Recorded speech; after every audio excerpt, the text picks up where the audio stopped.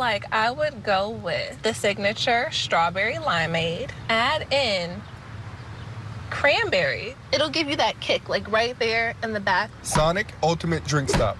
This muscle right here. Might be a little tart for me. Thanks for tuning in to another episode of Inside Louisiana Athletics. Be sure to catch us next week for more Louisiana Raging Cajuns coverage. Go Cajuns.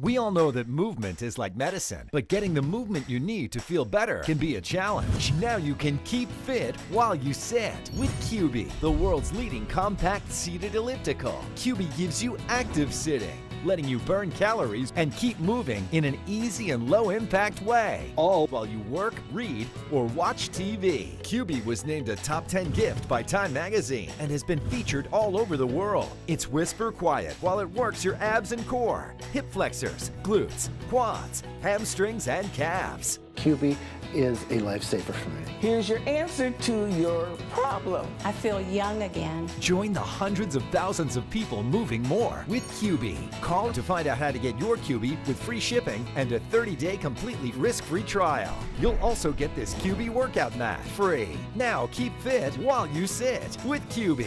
To order, call 800-918-1813. That's 800-918-1813. Call now. Tonight, the UNO Privateers, coached by former LSU star Blake Dean, have an opportunity to take down the nationally ranked LSU Tigers. It's college baseball from the shores of beautiful Lake Pontchartrain. LSU versus UNO. It's right now on Cox Sports Television, CST.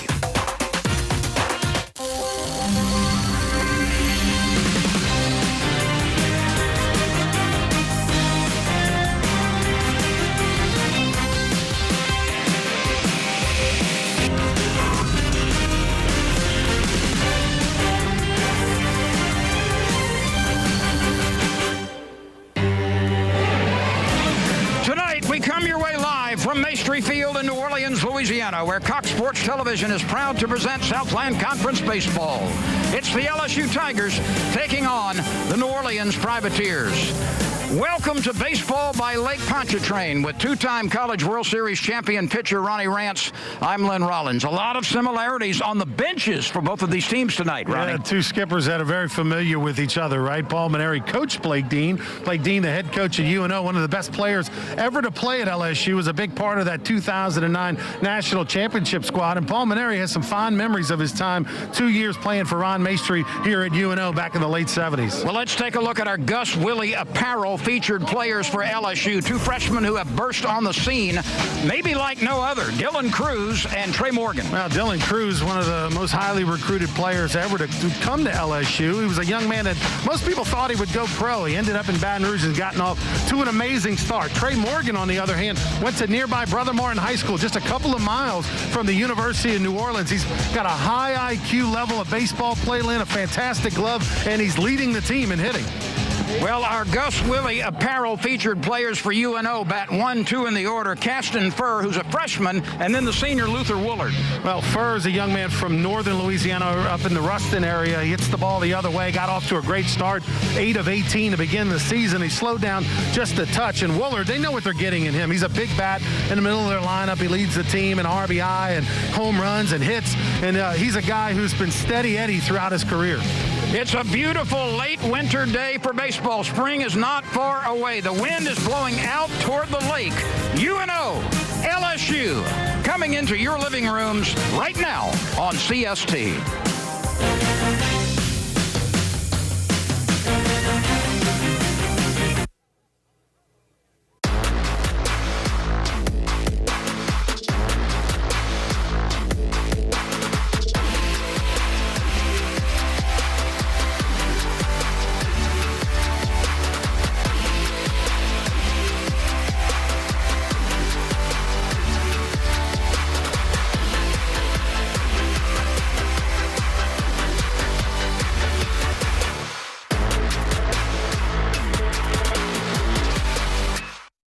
If you don't have final expense insurance, this message is for you. Life Care provides valuable whole life insurance to help cover final expenses, medical bills, burial costs, and unpaid debt. A final expense insurance policy is fast, easy, affordable life insurance available to anyone between the ages of 50 and 80. No medical exams, no lengthy questionnaires, and no waiting period. To find out how you can get final expense insurance with a guaranteed lifetime rate lock, call 1-800-811-6443.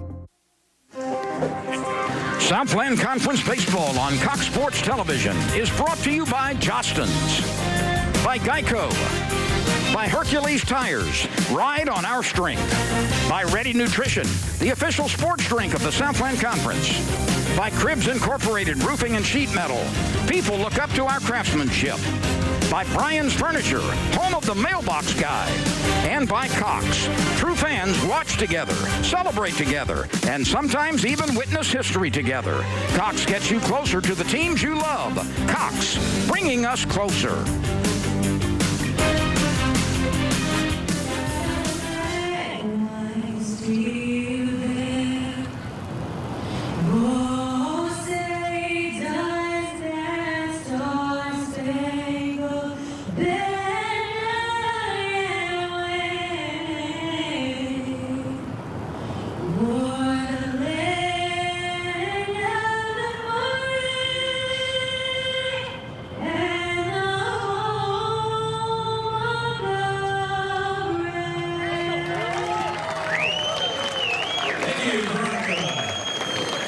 Welcome to Baseball by Lake Pontchartrain. It's a gorgeous evening, although the wind is going to be in favor of the right-handed hitters who can pull the ball toward left field. LSU 10-3 on the year.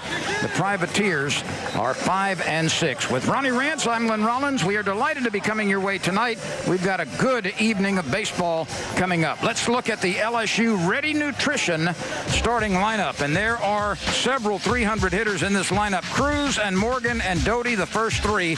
Dugas, Drost, and Arnold also hitting above 300. Let's look at our weather report, brought to you by Cribs Incorporated, Roofing and Sheet Metal. People, look up to our craftsmanship. 69 wonderful degrees right now, mostly cloudy. The wind's out of the east-southeast at 15 miles an hour. We expect that type of wind to continue throughout the evening. And Ronnie, anything hit toward the left field, even though this is a pretty spacious ballpark, there's going to be an aid by the wind tonight. I'm calling it already, Lynn. I think you're going to see 4 or 5 home runs tonight. So we'll see if indeed that plays true. Well, let's look at the pitching scouting report presented by State Farm Insurance agents Mike Toops of Geismar and Brian Moe in Baton Rouge. Well, you see Kyle Cachadorian, he's 1-0 on the year through the first 4 games. 10 1/3 innings pitched, 8 Ks and 3 walks, a tidy 0 earned run average. Problem is he's only going to throw 1 inning for UNO. They're going to throw 9 different guys tonight. They've got a 4-game Southland Conference series coming up. So don't look for anybody to go more than 1, but Cachadorian's a good one to start off with. Indeed he is, and he's pitched in a variety of roles so far in this early season for UNO. He's making his 2nd start, his 5th appearance. 10 1/3 innings. He's only allowed 6 base hits. His control has been really nice with 3 walks and 8 strikeouts. And Ronnie, even more impressive, the opponents are batting 171 against him. Yeah, that's outstanding. Anytime your batting average against is under 250, that's really good. That's good. Under 200 is sensational. You never saw that, did you? I was hovering in that 250 range, Lynn.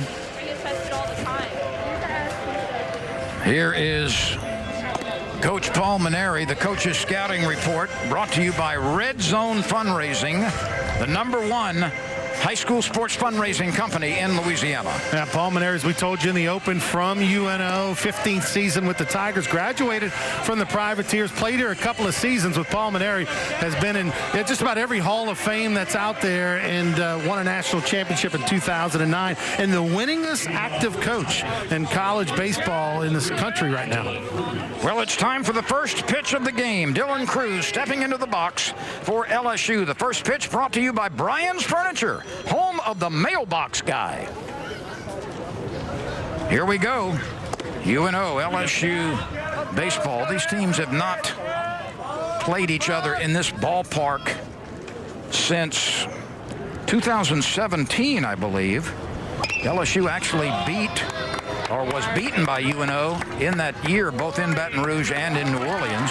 Cruz sends one out to right field, and it's gathered there for the out. Let's look at the Red Zone Fundraising Coaches Spotlight as we shine the lens on Blake Dean. Boy, it's amazing. It's already been 6 seasons he's been at the helm here at UNO after finishing his playing days at LSU, played professional baseball for a while, and, one of the best left-handed hitters in the history of LSU. There's a short list. Eddie Furness, Todd Walker, Blake Dean in that discussion, top 3-4 all time. You still see Blake Dean's name peppered frequently among the SEC leaders in a lot of offensive categories. Speaking of peppering the baseball, here's a guy who has been sensational the entire year, both at the plate and in the field. Trey Morgan is hitting just 4 points short of 400. And he's on a long hitting streak right now. You know, to give you an idea, Lynn, of how good of a player Trey Morgan is, he's batting .396. But the first thing you think of when you think of Trey Morgan is, wow, he's really good defensively at first base. So that tells you how special he can be, and has gotten off to a fantastic start. Look at him. He chokes up about 2-3 inches off the end of that bat and really has tremendous control with the barrel. He is on a 10-game hitting streak, and coming off a single, a double, and a triple in his last game. And I want to say every one of those hits was the other way. Maybe one of them he pulled, but I know the triple and the double were to opposite field. Well, he is fooled by a dandy pitch from Cachadorian. This one had a lot of bend to it. Cachadorian, we told you his numbers are outstanding to start the year, and that one catches the very bottom of the strike zone. Morgan, who's got a very good eye, thought it was down, but it wasn't. Here's Cade Doty. He's hitting .344.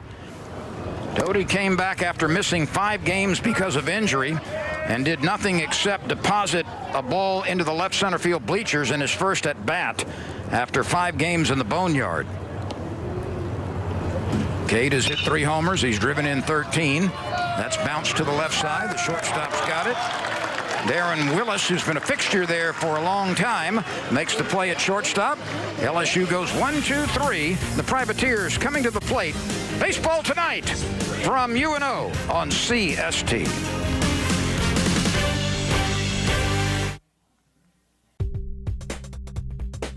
Hi, I'm Leslie Hoffman.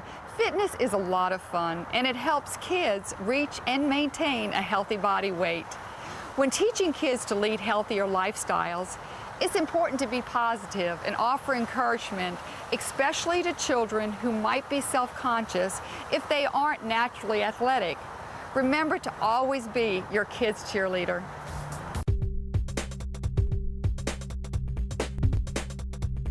What's bugging you? Is it termites? The season is now and they are swarming. At J&J Exterminating, we offer some very effective weapons against infestation of your home or business. Let us take care of what's bugging you. Don't wait. Contact us now for a free inspection. J&J has protected Louisiana homes and businesses for over 60 years. Call him today, make the pests go away. J&J Exterminating. Yeah. The Privateers coming to bat. This is the way it lines up for Blake Dean's squad. It's brought to you by Ready Nutrition. Interestingly enough, there are no 300 hitters in this lineup, and Blake Dean wants to see that number improve in a hurry. Well, you see Bo Bratton, the first baseman, only hitting 100. Lynn, 2 years ago, he was a first-team all-conference performer, batting around .350. So they're waiting for people like Bratton and Pierce Howard to get going. Let's take a look at the pitcher scouting report presented by State Farm Insurance agents Chase Dardar of New Orleans and Mitch Mula of Baton Rouge. Well, Paul Maneri going to go with the young freshman out of Jesuit High School here in the New Orleans area, Will Helmers, and he told me before the game he's going to let him go as long as he possibly can, which that's a little bit of a different approach for LSU in the midweek games. Oftentimes they'll kind of do what Blake Dean's doing tonight, and that's throw 9 different guys, but Will Helmers will get the baseball. He's had a very nice start to his college career, and they're going to let him go hopefully 5 innings. The numbers I like: 1 walk against 11 strikeouts. Howard, Furr, and Woolard for the Privateers. They've won 5. They've dropped 6. They've lost their last couple of games. And they will start conference play this weekend against Houston Baptist University out of the Southland Conference. They just dropped a pair of games against Bradley after shutting out Bradley 5-0 on March 5th. Helmer started the season at third base. He played a couple of games there before he was moved back into a full-time pitching role.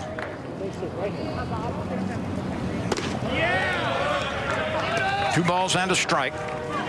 From what we've seen of Helmer's, he throws with a very fluid motion, not a lot of wasted effort, and seems to get a lot of leverage on his pitches. Yeah, Helmer's going to be 88, 89 miles an hour down in the zone and throws a ton of strikes, works quickly, which is always good for your defense. The outfield is straight away for Howard. Helmer shakes off a sign. We'll check LSU defensively in a moment. Howard, Furr, and Woolard batting here in the third, or in the first.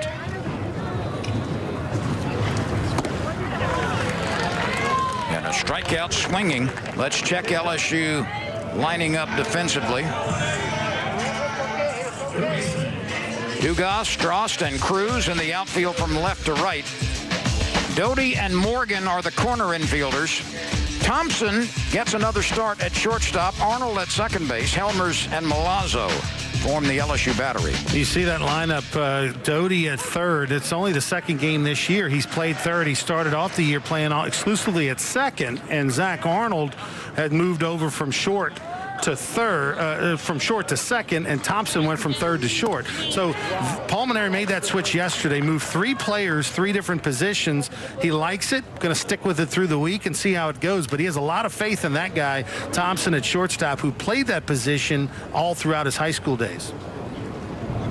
The 0-2 pitch is a called third strike. Furr quickly goes back to the dugout after Helmers was all over the plate. Well, this is clearly Furr was looking for the off speed, and he got surprised with a perfectly placed fastball. That's when you got the 0-2 count as a hitter. You probably made the decision, look, I'm going to see a breaking ball, and when he didn't, it got him. Here's Luther Woolard, the designated hitter. He stands even with the dish, swings on the first pitch, and lifts it off into the right field corner, where it falls out of play.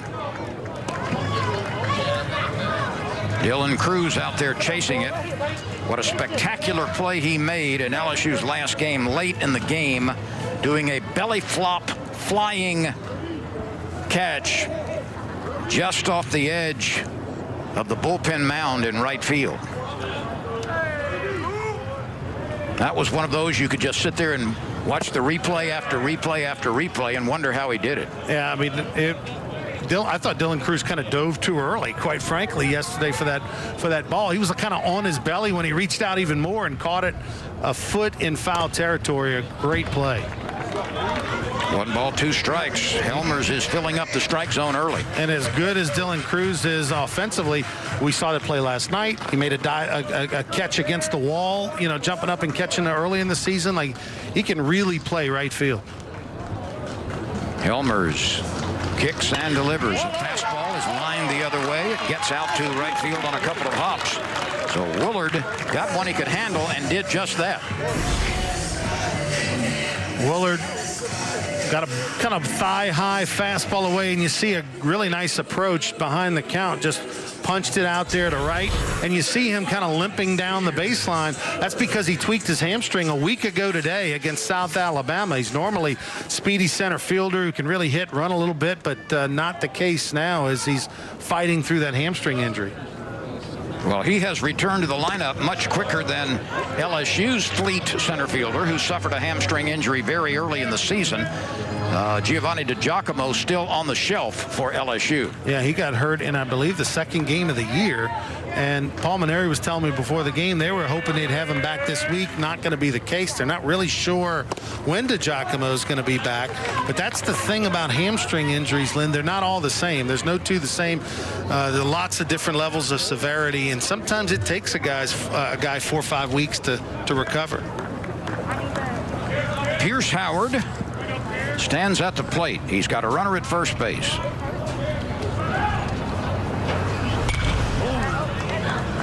That's a souvenir in the parking lot behind this gorgeous ballpark, Maestri Field. Not far from here, beyond the left field wall, Lakeshore Drive and then Lake Pontchartrain. Lots of people were casting their lines out into the lake this afternoon. It was beautiful. Helmers from the stretch, works high and away.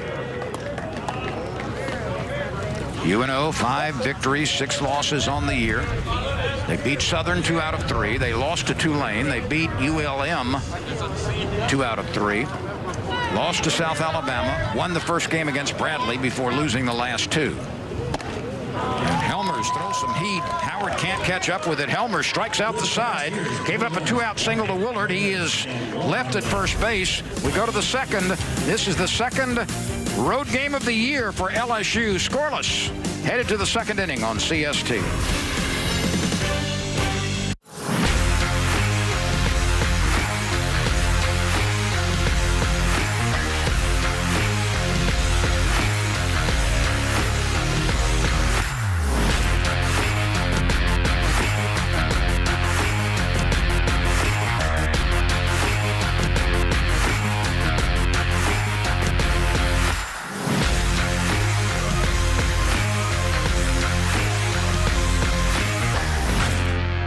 Important healthcare news. Announcing a 24/7 telehealth plan with fast access to doctors. Telemed One provides live doctor video and phone access nationwide. Visit a board-certified doctor in your state by mobile, computer, tablet, or landline. Fever? Feeling sick? You now have a doctor on call. Get diagnosed and a prescription quickly sent to your pharmacy. According to the AMA, up to 75% of doctor urgent care and ER visits can be managed by telehealth. Call now. Get protected. Everyone accepted.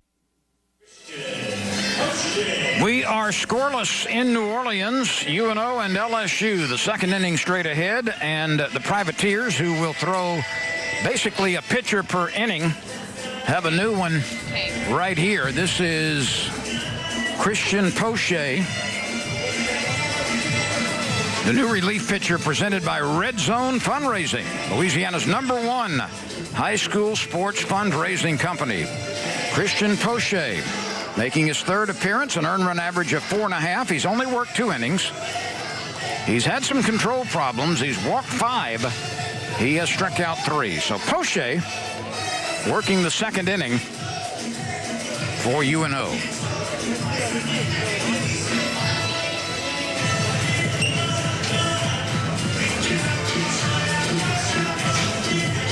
LSU win in order against Kyle Ketchadorian. It'll be Beloso, Dugas, and Drost for the Tigers. Cruz fly to right. Morgan struck out looking. Doty grounded to the shortstop.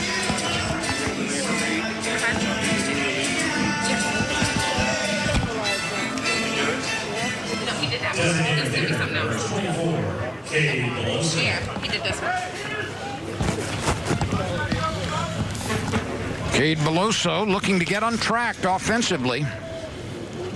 He's in a bit of a slump right now, and he has not suffered many of those in his career. Yeah, but Paul Maneri completely not concerned. He's seen him for a couple of years be a great hitter for the Tigers, knows that 231 average will go up.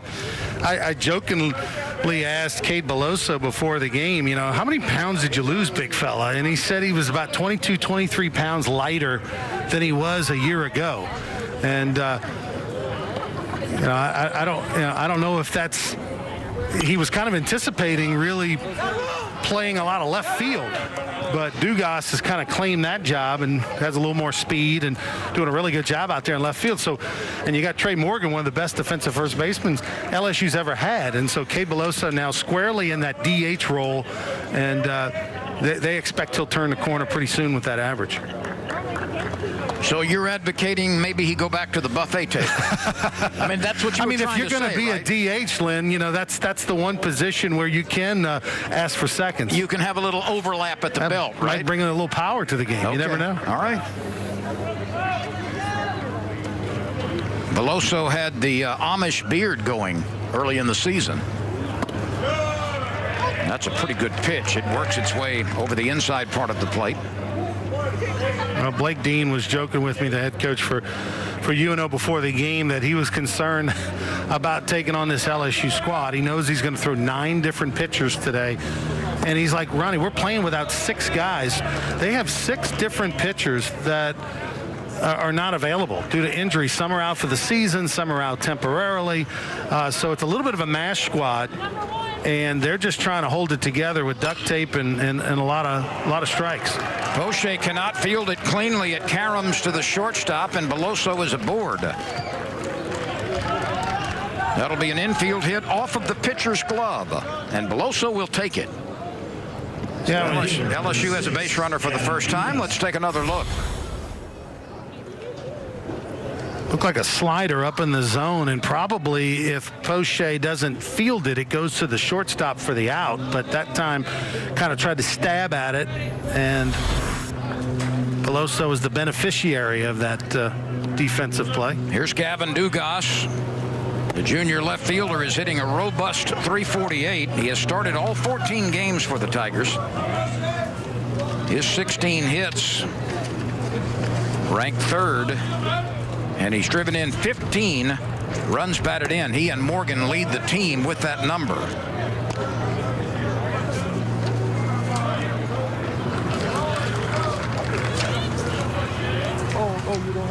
The outfield is very deep for Dugas, especially in left field. Gage Howard out there is nearly scratching his back on the left field wall. There you see him in the corner of your screen. He's only a step or 2 away from the warning track.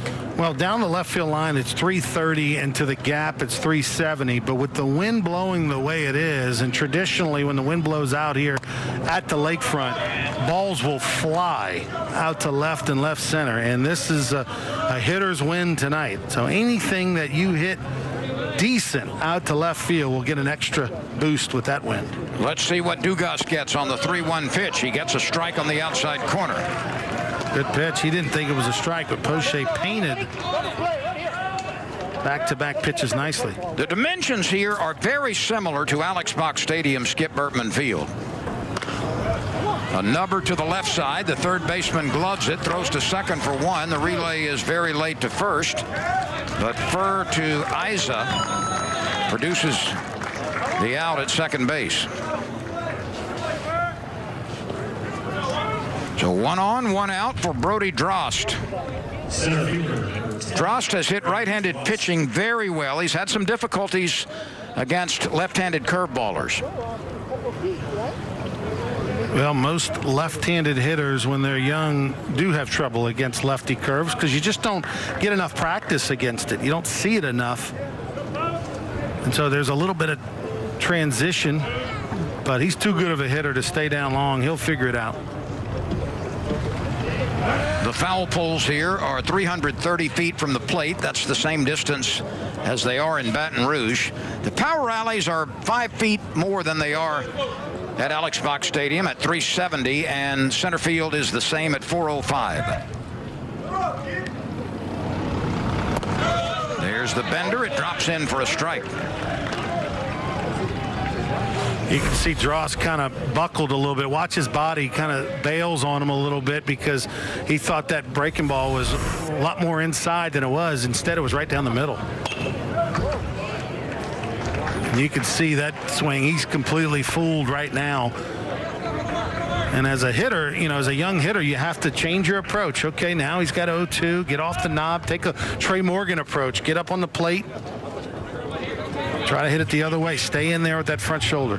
Dugas at first base. He reached on a fielder's choice after a single by Beloso. Zach Arnold is on deck. Cruz and Morgan and Doty, Dugas and Drost and Arnold, 6 of the 9, are batting .300 or better.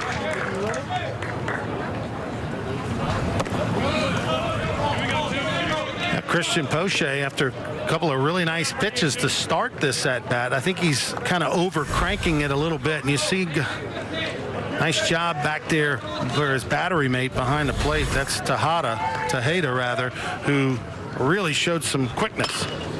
Drost chops this one foul past first. Drost has been in center field since DiGiacomo went down, and LSU will have to find a place for his bat and his outfield play when DiGiacomo returns. How about that Christian Poche through 2 1/3 innings this year? The only hit he gave up was that infield single right there to Beloso off the glove earlier this inning. He hadn't given up any other hits before tonight. His problem has been control.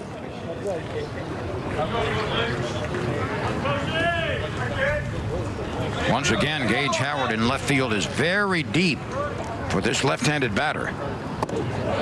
And Drost, after falling behind 0-2, coaxes a walk from Poche, and that right there has been the main problem for Poche. Yes, 6 walks now and 2 1/3 innings this year, and that's just entirely too many. He told me before the game he was watching some of your old tape. It's very possible. By the way, that would be old tape, VHS tape, and I don't think he's got that player, Len, but thanks. We will have a conversation on the mound. In fact, we might have a pitching change right here. Yeah, Blake Dean, he's already signaled out to the bullpen. So even though he said 9 different guys are going to go 9 different innings, he's still playing to win early on. So we will come back as UNO makes a pitching change here in the 2nd inning. We are scoreless. Tigers have runners at 2nd and 1st on Cox Sports Television, CST. More baseball coming into your living rooms in just a moment.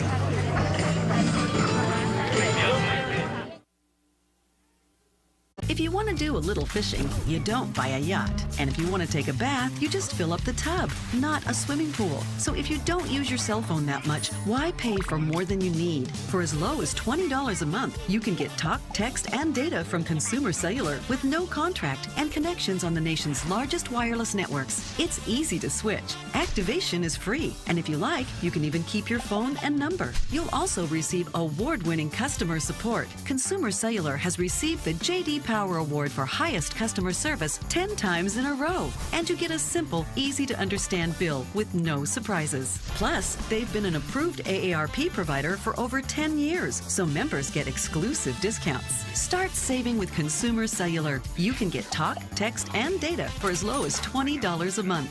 Switch today and get a $50 credit on any new line of service. Call 1-800-929-3602. Go online or find us at Target. Jacob Lampkin is the new pitcher for UNO. This relief pitcher timeout presented by Red Zone Fundraising, Louisiana's #1 high school sports fundraising company. What do we know about Jacob Lampkin? Well, he's a 5'9", 175-pound right-hander pitcher from Youngsville, Louisiana. His numbers so far this year: 4.70 earned run average in 4 appearances, a total of 7 2/3 innings. He's struck out 8, which is good. He's walked 6. That's a little high. And he is the 3rd pitcher already that LSU will see. Opponents are batting .091 against Lampkin, so when he throws strikes, he's only given up 2 hits in 7 2/3 innings. Let's look at the UNO upcoming schedule, brought to you by Cox. Houston Baptist is a Southland Conference opponent. That's a 4-game series, a single game on Friday, a doubleheader on Saturday, and I believe both of those are 7-inning games. No, they're not. The first one's 7, okay. The second one's 9. And then Sunday against Houston Baptist, and then at Stephen F. Austin, another conference opponent, and then Abilene Christian. So it's on to SLC play in a hurry for the Privateers. That was kind of a cruel thing the Southland Conference did by making them play a 7 and a 9 instead of 2 7s on Saturday when you got to book in 9 on Friday and a 9 on Sunday. That's a lot of innings you've got to cover. And for UNO, so that's 34 innings potentially in regulation. Yeah, and right? Without any extra innings. 3 9s are 27 plus a 7, right? If you say so. I wasn't a craps dealer, so I'm just going to take your word for it. But I do think that Blake Dean's a little concerned. You know, how are we going to cover all that pitching on the weekend when he's got 5 or 6 guys already on the shelf? Guess what? It's the same for both teams, though. Yeah. But you're right. They are handicapped in the number of pitchers available right now. This will be the second to last midweek game that UNO plays this year. They play the Ragin' Cajuns in late May. The last week, they actually go out of conference. Arnold hits one high. He hits it deep. The left fielder goes back to the wall and makes the catch half a step in front of that blue wall. Zach Arnold gave it a big ride, but Gage Howard stayed with it and makes the play just inches from the wall. This ball got in on Arnold's hands a little bit. See where it is? It's not quite on the barrel. It's a little bit closer to the thin part of the bat, and that's why he knows he didn't get all of it.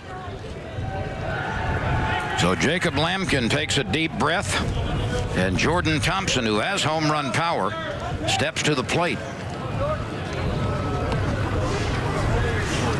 Thompson stands even with the dish. Tigers have runners at second and first, and a breaking ball dives in for a strike.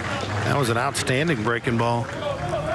Thompson up there, runner in scoring position, first pitch, looking for that fastball. Instead, got a really good snapdragon curve. Jordan has 3 homers. 3 of his 10 hits have left the ballpark. Those are the only extra base hits he's had. And he can't find that one under his hands on the inside part of the plate. The inning started when Beloso reached on an infield hit. He was forced at second on a Dugas ground ball. Drost earned a walk. Arnold has flied to the wall in left field. And now it's Thompson. He hits this high and deep, but it is hooking and out of the reach of the left fielder Howard.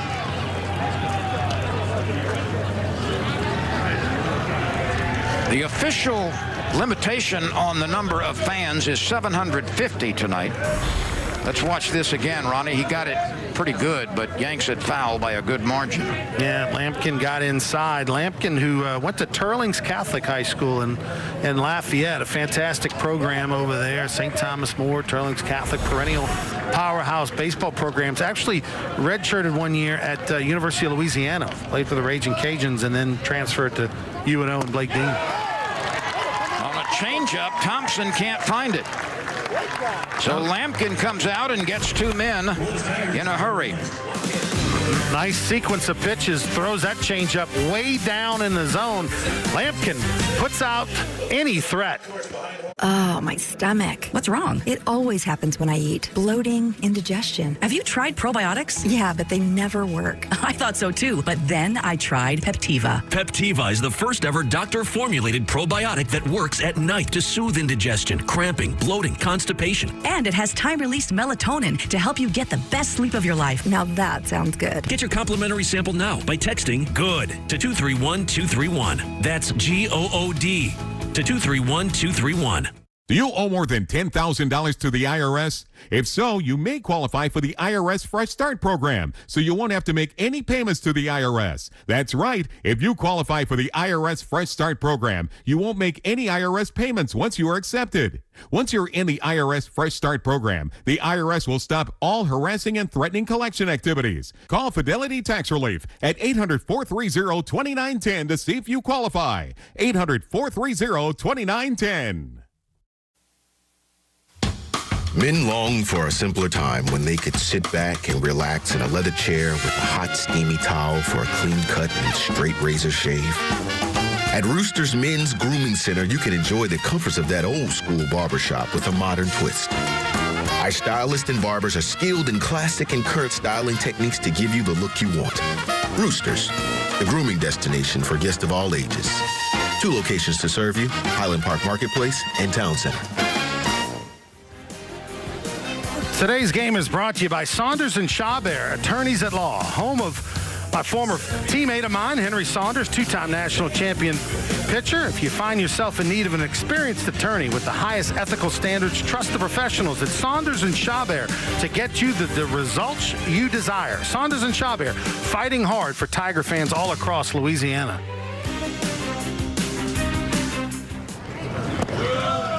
We start the bottom of the inning. Isaac Williams, Bo Bratton, and Saloaiza.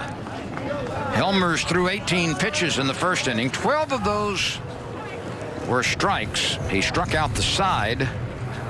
Woolard did have a base hit to right. That smoked past third, and Williams makes the turn at first base. He's on his way to second. He'll make it easily. Gavin Dugas gets it back to the infield, but a scorcher between the bag and third baseman Doty results in a leadoff double. Helmers right here just kind of got too much of the plate. You know, earlier he'd been kind of putting it right on the corners. That time that ball leaked back over the middle portion of the plate. And when you make a mistake like that, a good hitter knows what to do with it.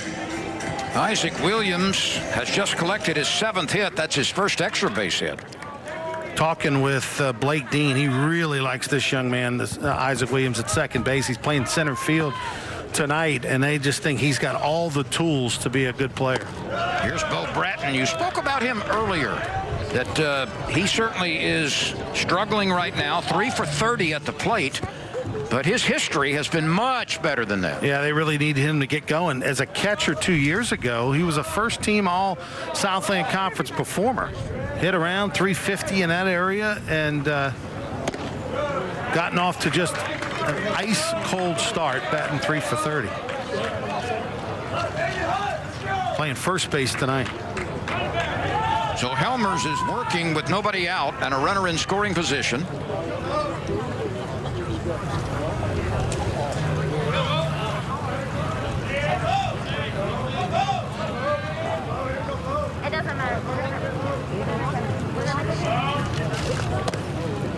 That's some pretty good heat there in the upper part of the zone.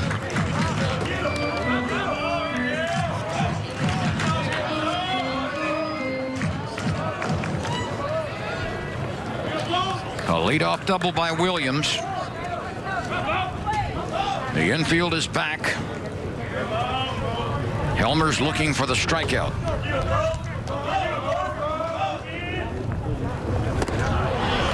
And he gets it. That's the 11th time that Bo Bratton has struck out.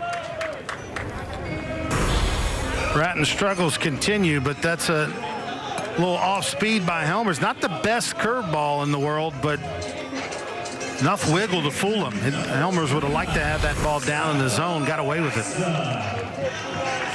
All 4 outs he's recorded have come on strikeouts. Here's Saloaiza, IZA. His second baseman hitting .231. He has 3 doubles, and he's driven in 3.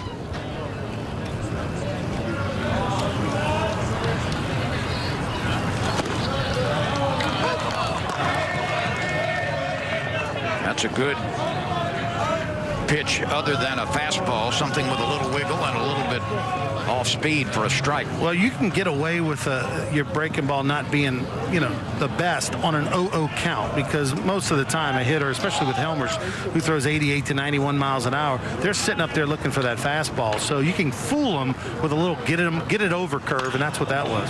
He goes back to the heat, a swing and a high fly ball into the left field corner.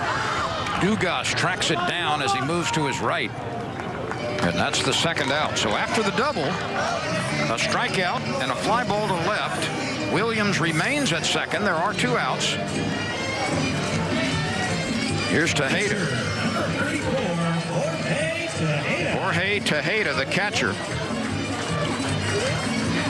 has an RBI opportunity with his teammate Williams at second.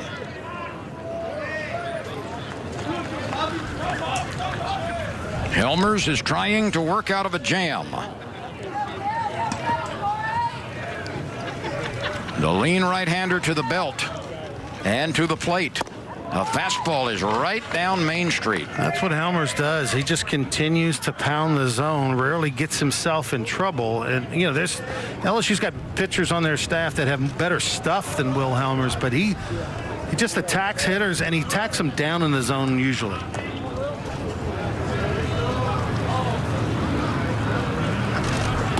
A.J. Labus is pretty good at doing that himself. Labus has got a few more tricks up his sleeve, though. He's got the very good changeup, outstanding breaking ball. He's got a few other pitches that Helmer's still working on. Jorge Tejeda is hitting .053, so you want to throw him strikes. This is his 8th start. And there's a bender.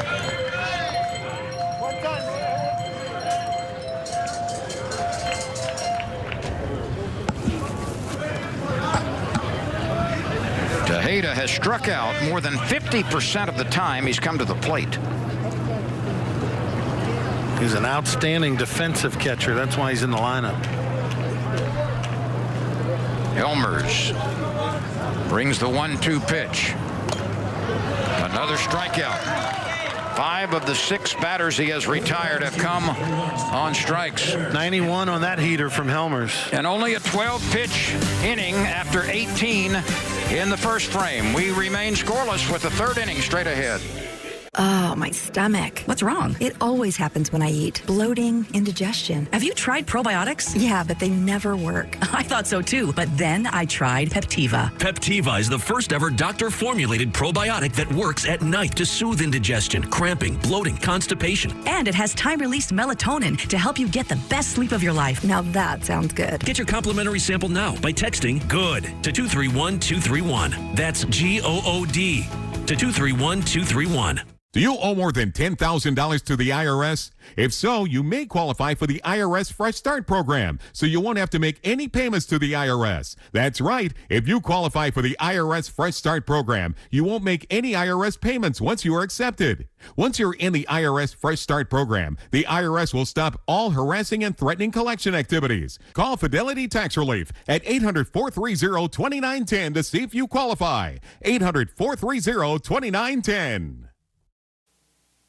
Welcome to Bryan's Furniture in historic downtown Port Allen. We're a city block bid. Bryan's has the largest selection of cast aluminum in the South. Come visit Bryan's Furniture. You'll be pleasantly surprised.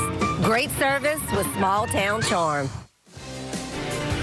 Today's game brought to you by Louisiana Sports Hall of Fame. And for you sports fans out there, there's a fantastic St. Patrick's Day online auction that's currently going on at lasportshall.com. Go to that page, click on the online auction. It ends next Wednesday, March the 17th. Some fantastic auction items like Joe Burrow signed items. You've got Drew Brees helmets, all sorts of Todd Walker paraphernalia, you name it. But really cool things like hotel stays, golf for 4 at fabulous courses, and a whole lot more. Go to lasportshall.com. All the proceeds benefit the Louisiana Sports Hall of Fame Foundation. And all sports fans in Louisiana look forward to the resumption of the induction ceremonies. We shall be pondering the schedule of that in the summer, perhaps the fall, but more on that to come. Alex Milazzo batting for the first time. Jacob Lampkin rocks and delivers a strike.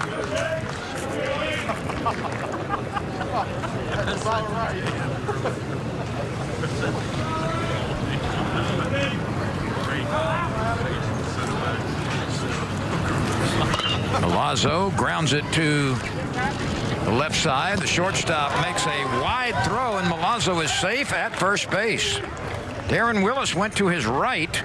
His vision might have been blocked initially by Caston Furr, the third baseman, but a wild throw allows Milazzo life at first. A little slow roller left side. Milazzo hustling down the line, and he does avoid the tag. Now, does his hand touch the base, Lynn? I don't think it did. And now, I don't know if we can continue on with the tape. Does he get back there? Ooh. I don't know if he ever touched the bag, Lynn.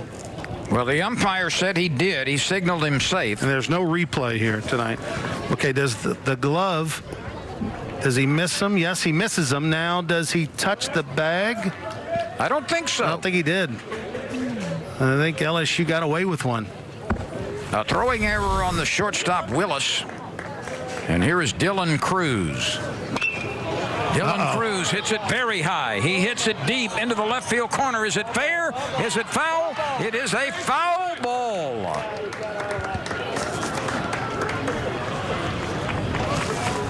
Well, I knew off the bat that Cruz got enough for it to go over the fence and left, but this ball kept curling and the wind didn't help it. That ball solidly about 10 feet to the left of the pole.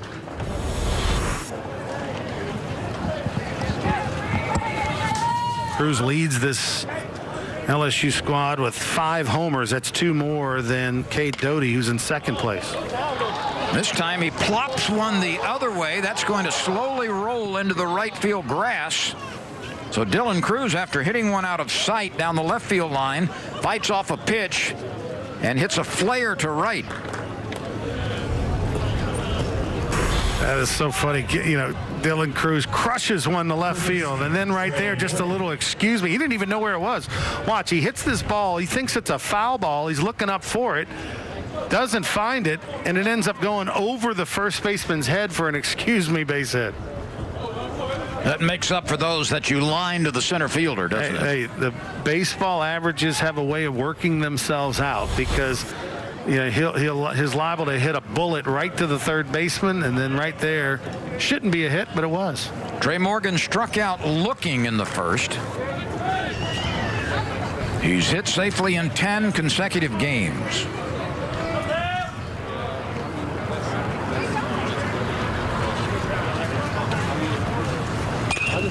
Morgan, his first pitch swinging and fouls it away.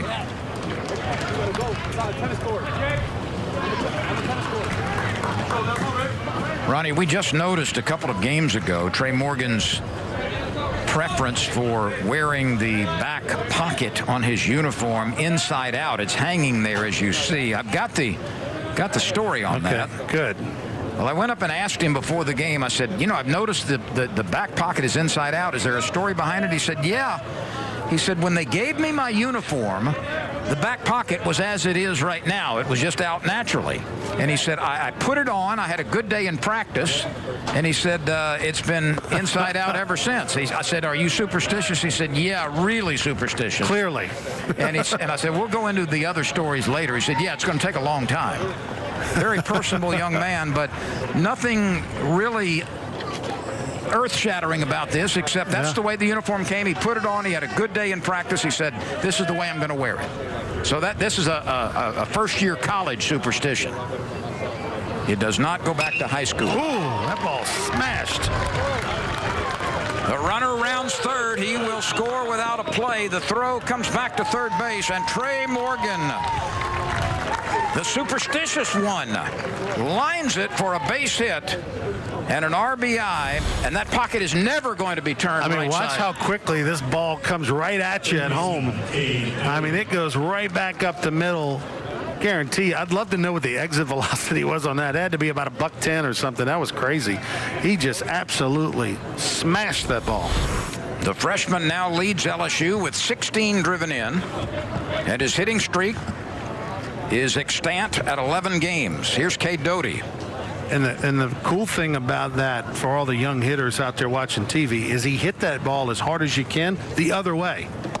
Didn't pull it. All the young players want to lift and separate and try to pull the ball out the ballpark, pull it down the line.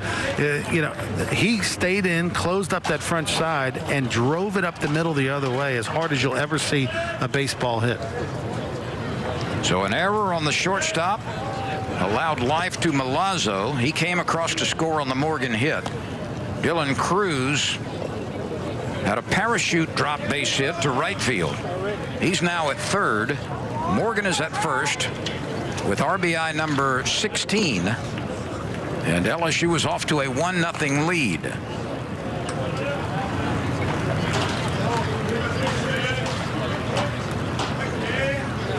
Kyle Kachadorian was the starter. He went an inning. Christian Poche worked 1/3 of an inning in the second. Lampkin came on, got a couple of outs. But the Tigers have scored an unearned run off of Jacob Lampkin. Cade Doty grounded to shortstop last time. He waits with that wide stance from the right side.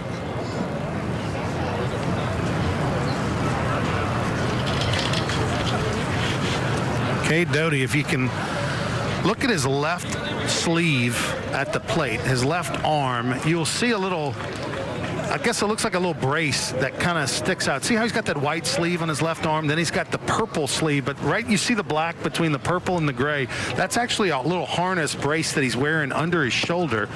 He missed the last 5 games with an injury where he was celebrating after a teammate hit a homer, and he had a freak injury in the dugout where he threw his hands up in the air real quick and his shoulder kind of popped out. And so since then, they've got him wearing that brace. Now, they don't expect that to be a permanent deal, but it does restrict you a little bit. He took a big hack there. He said it affects him probably a little bit more in the field, you know, reaching for the balls, because that's his glove hand, than it does really offensively. Doty was given the green light on 3-0. It's now 3-1. Morgan is on the move, and he moves up, but it is ball 4. So the bases are loaded.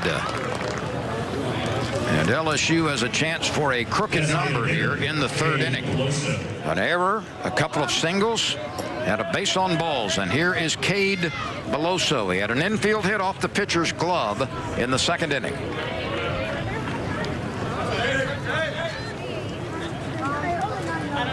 Beloso has driven in 11. And a chance to add to that total right here.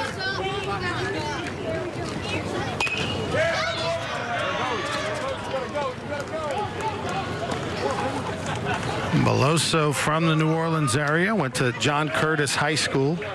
I suspect his father is here tonight. No, there's no doubt. A lot of friends and family in the stands for Cade and Trey Morgan, who went to Brother Martin.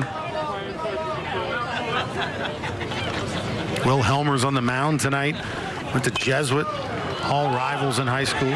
Beloso lifts this one to deep left field. It is caught. The runner at 3rd tags and scores easily. In fact, everybody moves up as Beloso collects a sacrifice fly deep to left just in front of the warning track. Cruz scored. Trey Morgan moved up. So did Doty. Beloso with a productive night. Got a fastball down the middle. Drove it out to about 340 out to left field to get the runners in. So he's got an infield single and an RBI in his 2nd at bat.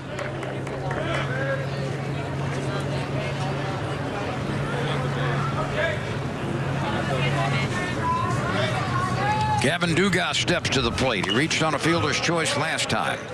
He is first pitch swinging. Strike 1 on the foul ball.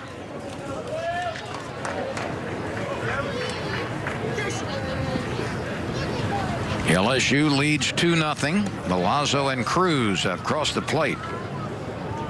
Morgan takes his lead from 3rd. Doty from 2nd.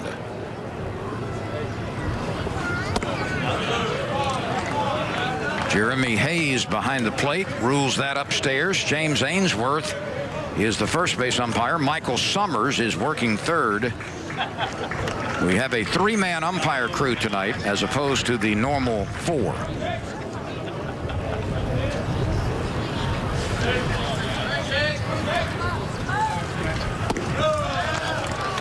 A changeup gets the better of Dugas.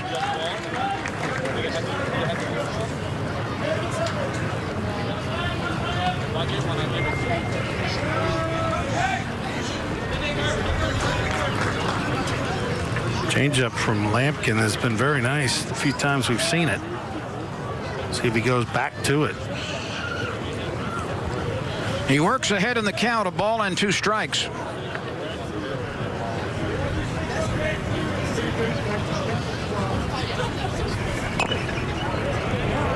He almost got that one by Dugas. Gavin fought it off, and he'll live to see another pitch. Dugas from Houma, Louisiana, went to Houma Christian High School. Almaneri really praised the offseason he had. Looked really good in the fall, kept it going after the holiday break, and clearly it was the beginning of something good. But how about that fastball by Lampkin? That's the best one he's uncorked. Almost looked like Dugas was looking for off speed, right? 1-2 count. He's kind of expecting something else, and Lampkin paints that one on the inside corner. The former Turlings Catholic star with a nice pitch. Let's see what Drost does here against right-handed Jacob Lampkin.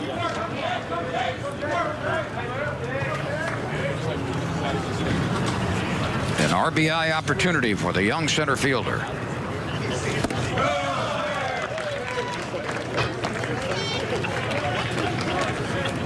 Fastball right by Drost. Lampkin feeling it right now.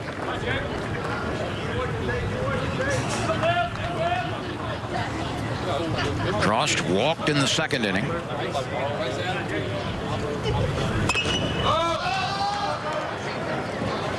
This is popped up in foul ground. The catcher staggering around and cannot find it. Tejeda was calling for it, appeared to be under it, and then all of a sudden he realized he was not. This is where the first baseman or even the pitcher should come get this ball. I mean, that's tough duty for a catcher to turn around, twisting, spinning. This has to be really probably the first baseman, Lynn, has to come in and call that ball off. Instead, Bratton was a little hesitant, and they just stood around and let Tejeda try to make a circus catch. So Drost remains alive. The two-strike pitch on its way. Off the mark a little bit.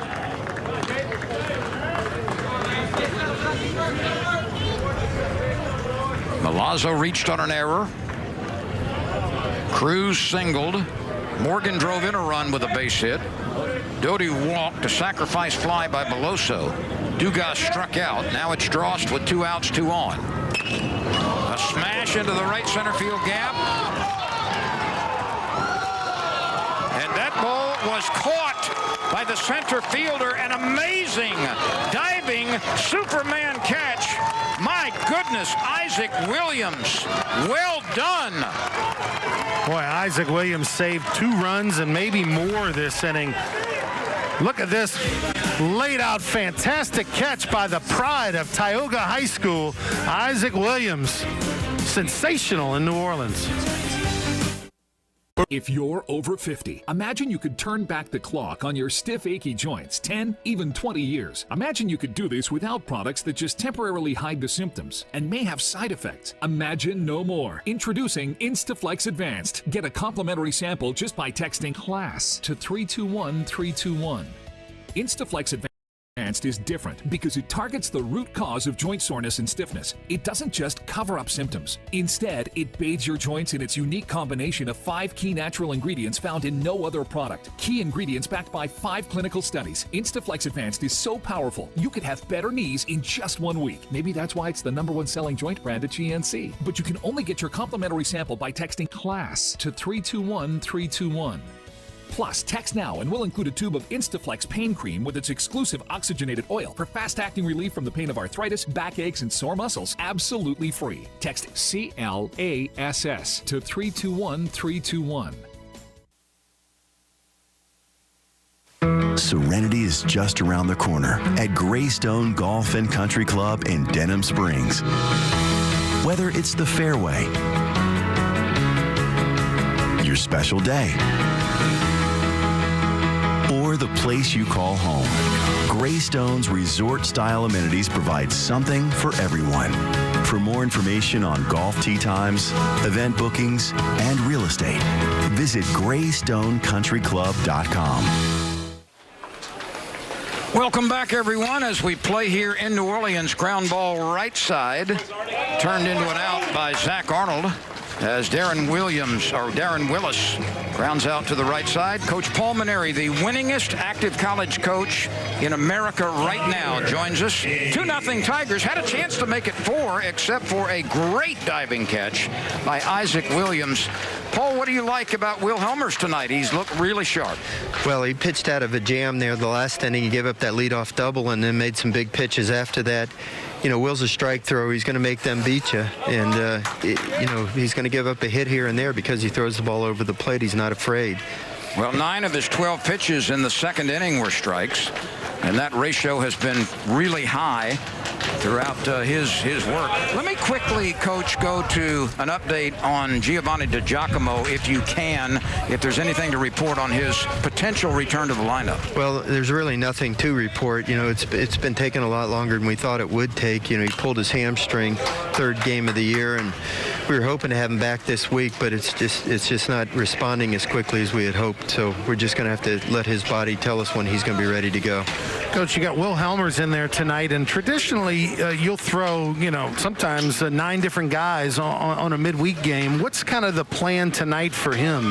Well, we're going to let him go for a while, Ronnie, as long as he's pitching well. We don't have conference games yet. Next weekend is still non-conference, and so when we get into the league play, you want to have your best pitchers available for you on the weekend, and that's why we break it up during the middle of the week, and that way everybody's available for us on the weekend as we need them. But not that these games on this weekend aren't important. They are, of course, but not the same as conference games. And I think when you look at the option of giving him innings and giving him experience, I'd rather do that right now.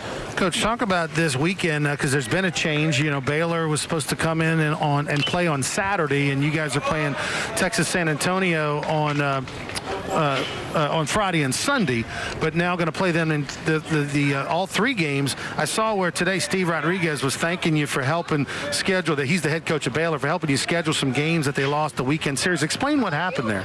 Oh, I didn't know that, but anyway, that's nice of him.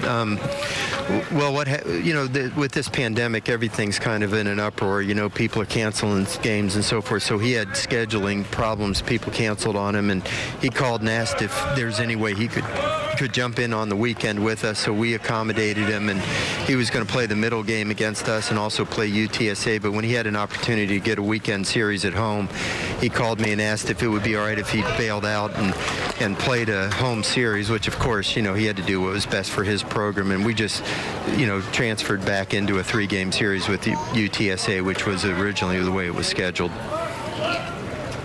Congratulations on what you and the Tigers in baseball have done in fighting COVID-19. I know it's been a grind. There's been a lot of discipline involved, and it's worked out about as good as it possibly could right now. Yeah, I'll tell you, Len, the kids have really made a lot of sacrifices, and they're getting tested a couple times a week, but the key is, that they're just being really disciplined in the way they're living their lives, and we've been really fortunate, and hopefully, knock on wood, we can keep going this way and keep all the kids safe and healthy and get through the season and keep everybody in good health. That's the most important thing. Stay healthy, and thanks for the chat tonight. Okay, guys. Good to be with you. Coach Paul Maneri, whose team is leading 2-0. Furr at the plate after 2 ground outs to the right side. Elmers has looked good. He continues to fill that strike zone. There's a big bender. That's probably the most wicked curveball he's faced, or rather thrown tonight. You like these curveballs in the dirt, don't you, when they go deep? When it's 0-2-1-2, that's a great pitch. I mean, that is exactly what you want to do. And home plate umpire said he got just a piece of it, but that's a wipeout, strikeout, breaking ball. This is the 8th pitch of the at-bat, and it's ripped right back up the middle. Furr with a very nice recovery. And he extends the inning with a 2-out single. That's the 3rd hit off of Helmers, 1 in each inning. Where Furr just absolutely barreled this ball up. It might have even been a little bit out of the strike zone down at the knees, but fantastic approach by the freshman out of Ruston. So a 2-out single. Willard, who's at the plate, had a 2-out single in the first. And Isaac Williams, who has made a tremendous play in center field to save 2 runs, led off the second inning with a double. He's still a couple of batters away. And this one's chopped foul past third off the bat of Luther Willard. UNO 5-6. LSU looking for its 11th win against 3 setbacks.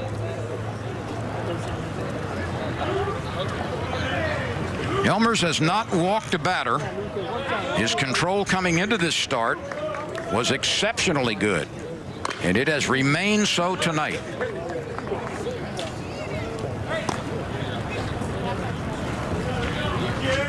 He has thrown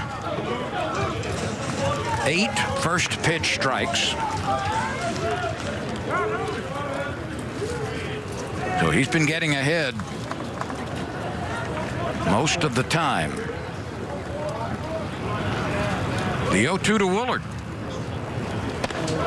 He wastes it high and away.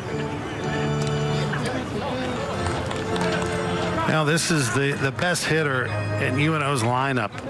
Not 100% healthy, playing with a slightly pulled hamstring, but super experienced, and they have the utmost confidence in Woolers, and this is a good battle. It's finally won by Helmers. That's strikeout number 6. 89 down at the knees. A great location by Helmers.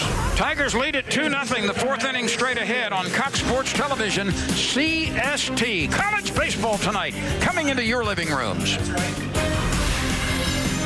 Hello, I'm Mike Lindell, and my passion has always been to help each and every one of you get the best sleep of your life. TV has helped MyPillow become the amazing company that it is today. So my employees and I want to thank you with some of our best prices ever. Go to MyPillow.com right now and click on TV specials. You'll get deep discounts on MyPillows, mattress toppers, sheets, and so much more. For example, you can get body pillows regular $89.99 for only $29.99 with your promo code.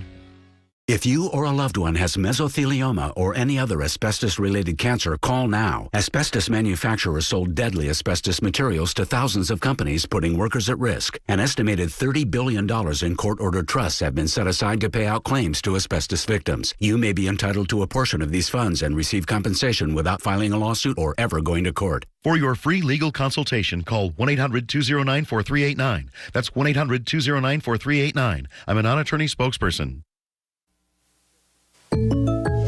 Today's game is brought to you by the following State Farm Insurance Agents of Louisiana. Give them a call today for home, auto, and life insurance quotes. Chase Dardar in New Orleans, Mitch Mula and Brian Moe in Baton Rouge, and Mike Toops in Geismar. Let me see. Welcome back, everyone. It's 2-0. Each team has 3 base hits.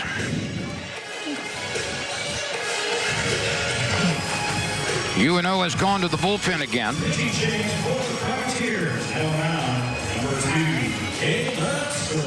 Caleb Sorosky is the new pitcher. This pitching change presented by Gus Willie Apparel, the leader in screen printing and embroidery.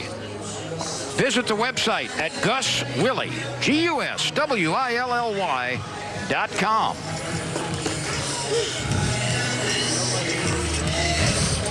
Now let's go down to the UNO dugout. Our special guest right now, former LSU Tiger grade and 6th year already at the helm, Blake Dean. Can't believe it's been 6 years already. I'm telling you, it feels like just yesterday. So time flies, but, things have started slowing down over this pandemic, but I'm glad to be back out here. Blake, Ronnie has already chronicled the fact that you guys have half a dozen pitchers or so unavailable right now, and 4-game conference series coming up, which personally I think is a good idea under the circumstances. But how are you going to manage this? It's something that's brand new, obviously, to you and the rest of the league. Yeah, no doubt. It's something that we're going to have to use this first weekend as kind of a trial period, kind of go out there, see what arms we can count on, see how we're going to mix, match, and use guys, and then, it'd be a lot easier too if we could get this offense going and give us a little breathing room. Tell us a little bit about Caleb Sorosky, who you just put into the game. Guy that's coming from Eunice, sinker ball guy, probably 83, 85, somewhere right in there. Throws a lot of strikes, mixes speeds, kind of keeps the ball down. As you can see, he's already ahead 0-2 here. Well, he's working to Zach Arnold, Jordan Thompson, and Alex Milazzo will follow. You say Sorosky comes from Eunice, so he's played on a championship level, that's for sure. Yeah, correct. Yeah. He's kid competes. I mean, a young guy here, so he's done a good job kind of getting some innings in, getting going, and a guy we have a lot of hope for in the future. Going into Southland Conference play, as Lynn chronicled, the 4-game series, you won't play any midweek games till you get to the back end, the very end of the season, as this ball's popped out of play. What is the challenge that this year is going to present for you? And give us a little snapshot of what this team needs to do to kind of get where you want them to be. To get better, what has to happen quickly?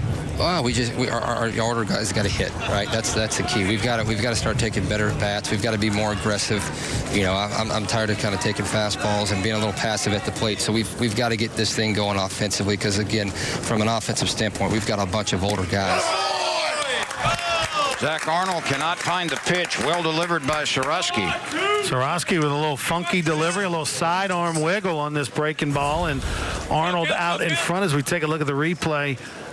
Just off the outside corner, but it was really the change of speed that got Zach Arnold. Blake, you talked about the need for some of the veterans to start producing at the plate. It's a bit perplexing, I'm sure, to you and them because they have done it before at a high level. They've had some really nice years. It's not happening in some cases so far this year. Yeah, no doubt. You know, a lot of these guys have been here for 2, 3. Some, you know, Willis has been here for 5 years now. So guys that understand the system, they understand what's required of them.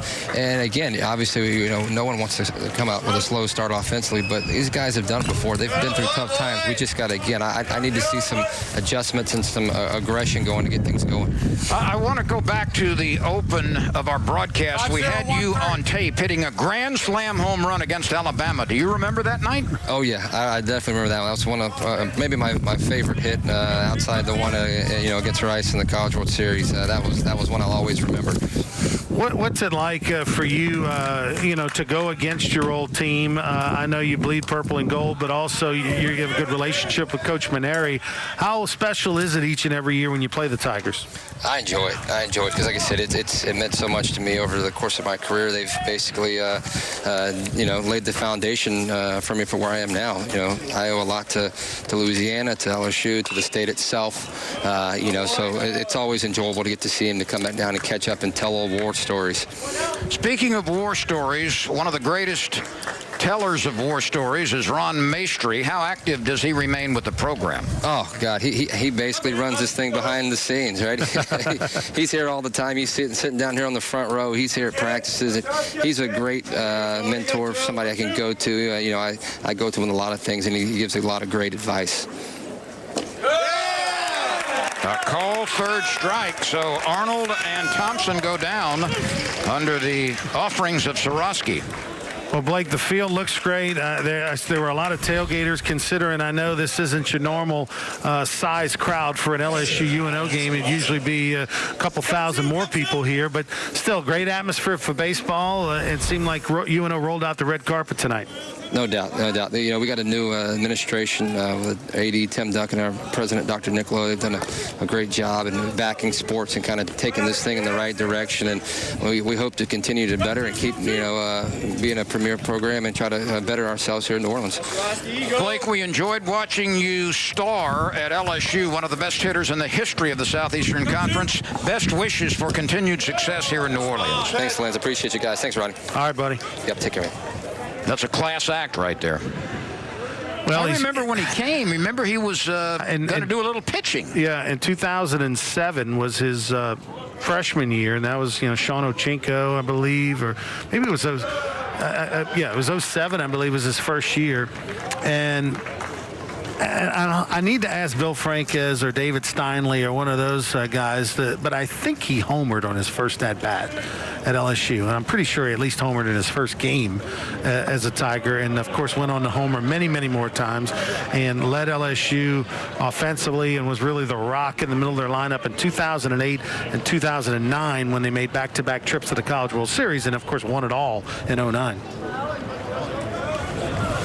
Alex Milazzo reached on an error last time and scored. And Sorosky has been baffling the LSU hitters here out of the bullpen in the fourth. Well, it's a different look. You know, you're not used to seeing any, you know, there's not many sidearm guys, kind of side slingers, so he comes at you with a different angle you're just not used to. The 3-2 pitch to the LSU catcher is spoiled foul.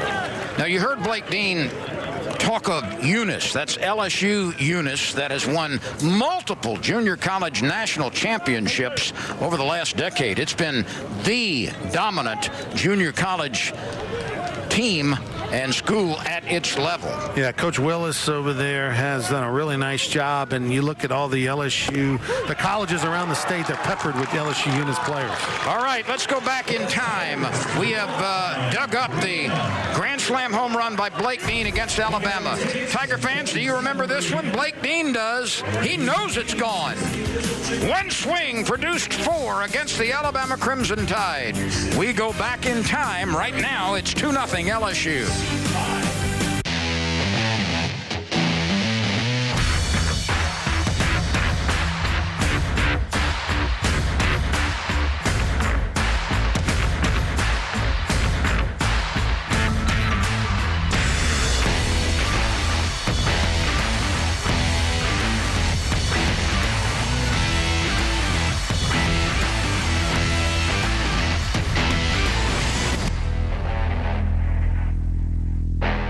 If you're over 50, imagine you could turn back the clock on your stiff, achy joints 10, even 20 years. Imagine you could do this without products that just temporarily hide the symptoms. Imagine no more. Introducing Instaflex Advanced. It targets the root cause of joint soreness and stiffness. It doesn't just cover up symptoms. It's so powerful you can have better knees in just 1 week. Maybe that's why it's the #1 selling joint brand at GNC. But you can only get your complimentary sample by texting FORM to 42424.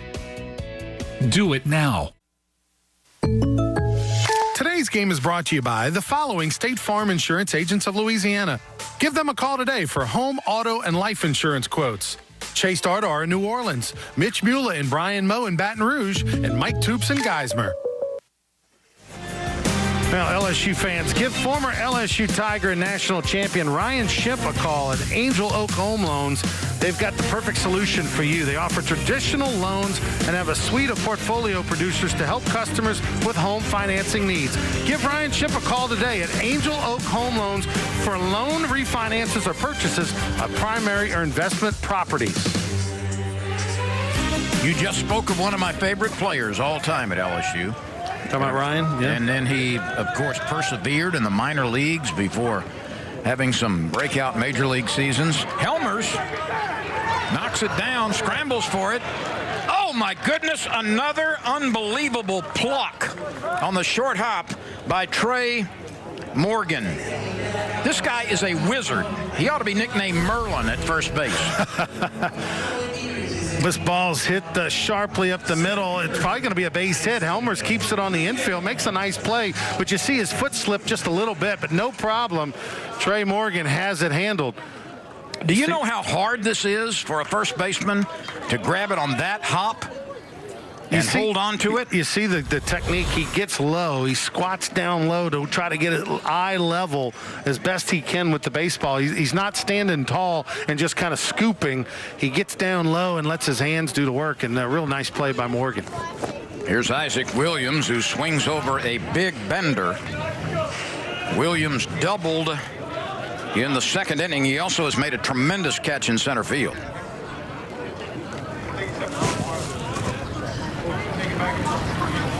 Yeah, Williams, the pride of Senlaw. You know, Tioga High School, not far from where Lynn Rollins used to live in Pineville, and that struck out right there on 3 pitches, but saved a couple of runs earlier. Helmer snapped off a couple of really big breaking balls. I feel like Helmer's curveball's gotten better as the night's gone on. Early on, it was a little bit up in the zone, but he's really gotten a feel for it. And you heard Paul Maneri, as he visited with us last inning, said he's going to let him go as long as he's feeling good and the pitch count's in a reasonable spot.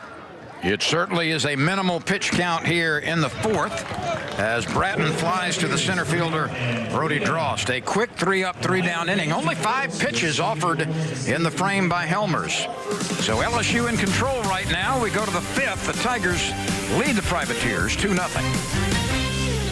If your long-term disability claim was denied, listen closely. You may be able to recover money. Unum is one of the largest disability insurance carriers, and companies you know like Colonial Life, New York Life, and National Life Group are all part of the Unum family. Unum was fined millions for wrongly denying claims. You may be owed compensation. Let us help you through the appeal process.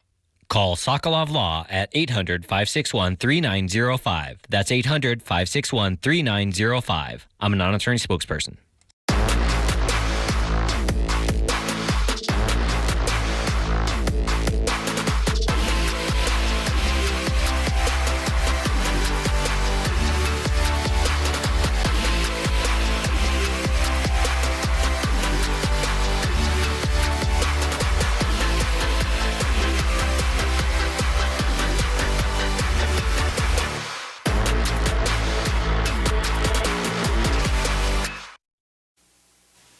Brian's Furniture is home of the Mailbox Guy.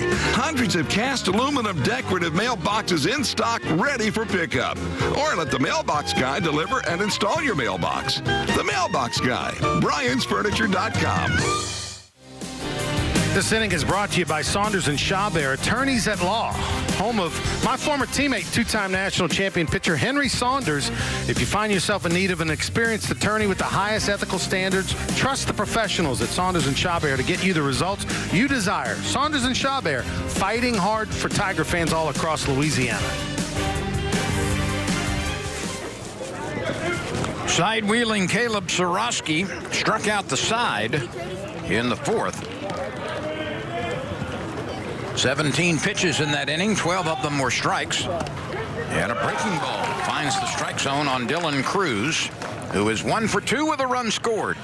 Well, so much for that plan, right? You know, Blake Dean saying, well, we'll let these guys go one inning. Wait, Sorosky looked pretty good. We're going to let him keep going, Lynn. Ground ball left side, base hit, Dylan Cruz. He continues to produce at the top of the order. 21 base hits now, 2 of them tonight, and that number leads the team. Dylan Cruz made an adjustment. He took the breaking ball in the inside corner right there, went down and got it, and drove it through the left side. He has such a steady approach, a business-like approach, very good in the field, doesn't get way up or way down emotionally, just kind of grinds through it. And they say he's the best freshman they've had since Alex Bregman. And he has the same work ethic of Alex Bregman. I think that's the thing we don't see every day, the passion for the game and the willingness to do the little things time after time after time repetitively to get better. Here's Morgan at the plate, Cruz at first base. Morgan is just 1 base hit behind Dylan Cruz on the season. He's had 1 tonight. He's got 20 on the year. Cruz has 21.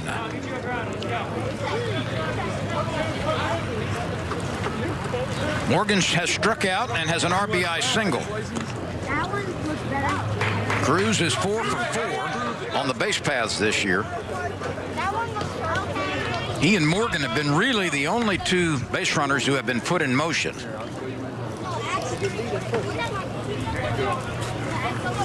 Sorosky struck out the side in the 4th. He has yielded a base hit to Cruz here in the 5th.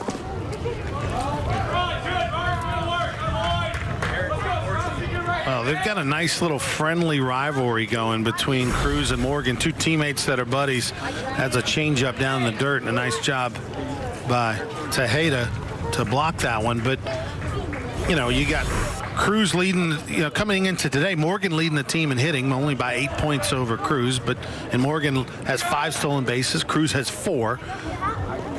So some nice competition at the top of the lineup for LSU. 2 freshmen that will probably at the end of the year be in the the All-American, freshman All-American conversation. Well, right now they're in the conversation for All SEC, but of course we have not played any league games. That'll be coming up not this weekend, but the following. Runner is on the move, a swing and a foul out of play, so the Tigers with some hit and run action. I believe it's Mississippi State, the first opponent for the Tigers. That is correct. They take on Mississippi State at home on March the 19th, 20th, and 21st. Here's a look at our upcoming LSU schedule, brought to you by Cox. UTSA for 3 games. There's been a weekend change here. You see the time, 7, 7, and 1. Tuesday against Southeastern. And then, of course, one more tune-up game before league starts against Mississippi State in Baton Rouge. The SEC right now just dominates the D1 national polls.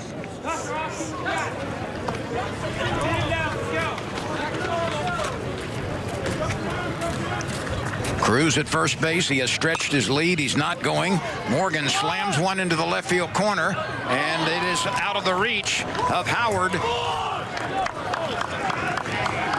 Cruz is being waved around, and Morgan slides into third with his 3rd triple of the season. In fact, I believe he's had one in each of the last 3 games. Well, Morgan with a little kind of excuse me bloop triple here, but he's got tremendous speed. So right out the box, he's thinking extra bases, and this one just kind of overran out in left field. It should have been caught, quite honestly. I feel like Gage Howard might have even dove a little, when he didn't need to, Lynn. If he keeps running, he probably has a better chance of catching it. As it turned out, he dove and the ball went over his shoulder. And LSU able to take advantage of the misplayed ball and left. Trey Morgan with 3 triples now. They've all come recently. So a base hit by Cruz, an RBI triple by Morgan. Those two are even in hits again. And Cade Doty is at the plate. In LSU's last game, Morgan had a single, a double, and a triple. Each of the 2 freshmen at the top of the order have 21 base hits. And Trey Morgan now with 17 driven in to lead LSU. Keep that pocket inside out, young man. Hey, whatever works. Towering foul ball down the left field line. Interesting, Trey Morgan and I, Lynn, have something in common. What's that? We both have stories from our first day of practice at LSU. And his first day, he got his pants. They were turned inside out. My first day didn't have pants. It took a little bit. Had to figure it out. The size I wore, the only other guy in the building that had my same size practice pants, Skip Bertman. So they had to take his pants, give them to me. For my first ever practice at LSU, he comes out in sweatpants. They didn't even have baseball pants. That's quite the story. I mean, a legend. I mean, you took immediately, day one, you took Skip Bertman's pants. There was no magic in the pants because, it didn't affect my play.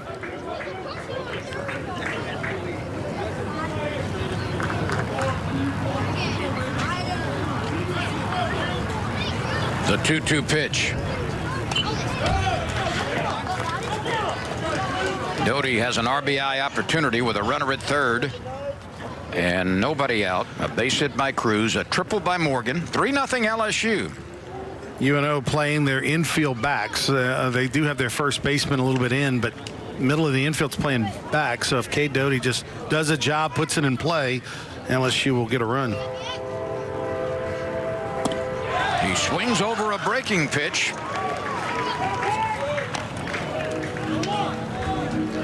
Tune to CST next Tuesday when the LSU Tigers softball team travels to Hammond to take on the Southeastern Louisiana Lions. We've got it for you live on CST. First pitch set for 6 o'clock.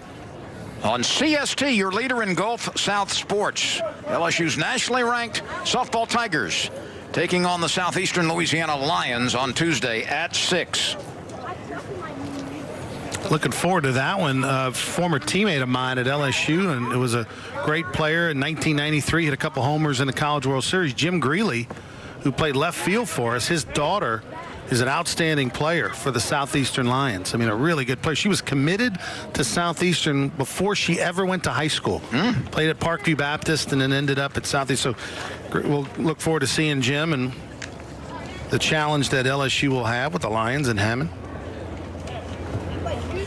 Cade Beloso takes a rip, hits that one toward the left center field gap, and that is down on the grass. It's cut off before it gets to the warning track. Beloso with a headfirst slide at second. An RBI double by Cade Beloso, and he's had a good night. An infield hit, a sacrifice fly, and another RBI on the gapper into left center field. Beloso just needed a little home cooking, Lynn. That's all he needed to come back to the city where he's from.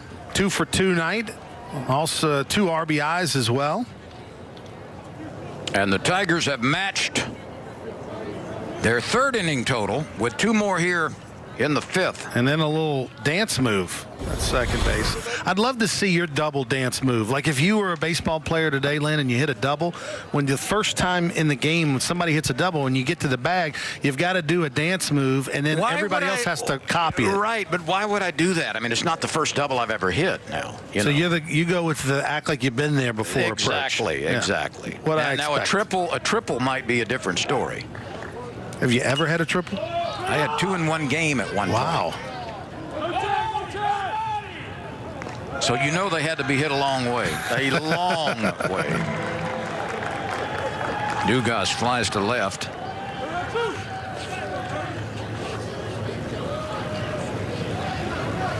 Center fielder, Brady Ross. 4 runs, 6 hits for the Tigers. No runs, 3 hits for the Privateers. Cruz and Morgan are both 3 for 3 with runners on. And the rest of the team 1 for 7. Beloso picking up the RBI double.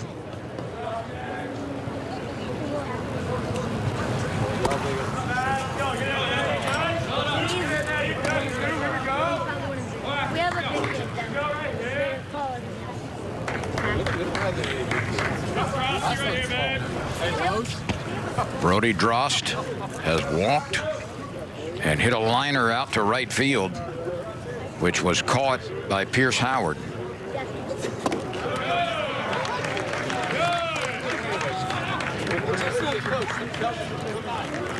Drost, who did play center field in high school at Barb in Lake Charles for Glenn Cicchini. Didn't start the year in center field, but after going 3 for 3 in pinch hitting opportunities over the first week and a half, got the opportunity, and so far so good. He chops this one to the first baseman. Bratton turns it into an out. But LSU got a single by Cruz, an RBI triple from Morgan, and an RBI double from Beloso. And the lead is 4-0. LSU leading in the middle part of the game.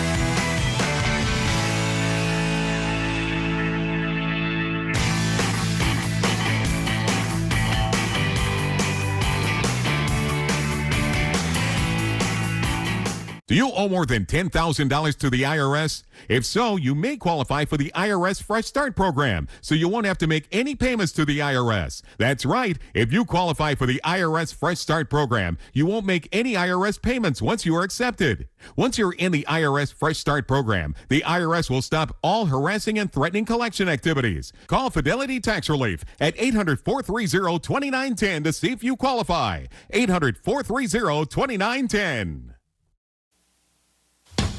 Men long for a simpler time when they could sit back and relax in a leather chair with a hot, steamy towel for a clean cut and straight razor shave. At Rooster's Men's Grooming Center, you can enjoy the comforts of that old school barbershop with a modern twist. Our stylists and barbers are skilled in classic and current styling techniques to give you the look you want. Roosters, the grooming destination for guests of all ages. 2 locations to serve you, Highland Park Marketplace and Town Center.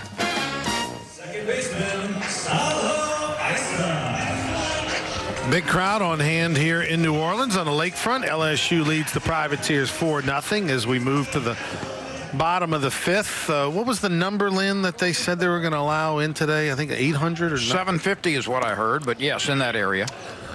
750 folks.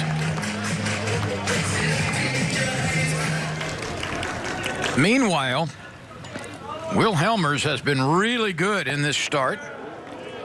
12 of his last 13 pitches prior to the one that opened this inning have been strikes, and he's thrown first pitch strikes to the last 9 batters. That streak obviously ended here, but he continues to paint the strike zone, except he has missed 3 times to the leadoff batter, Isa. Yeah, un-Helmers-like for him to fall behind 3-0, the first batter of the inning. This is the first 3-0 count that Helmers has had tonight. He has not walked a batter. He'll have to find the strike zone again. It's 3-1. Isa flied to left field last time. And he hits it out there again. It's down for a base hit.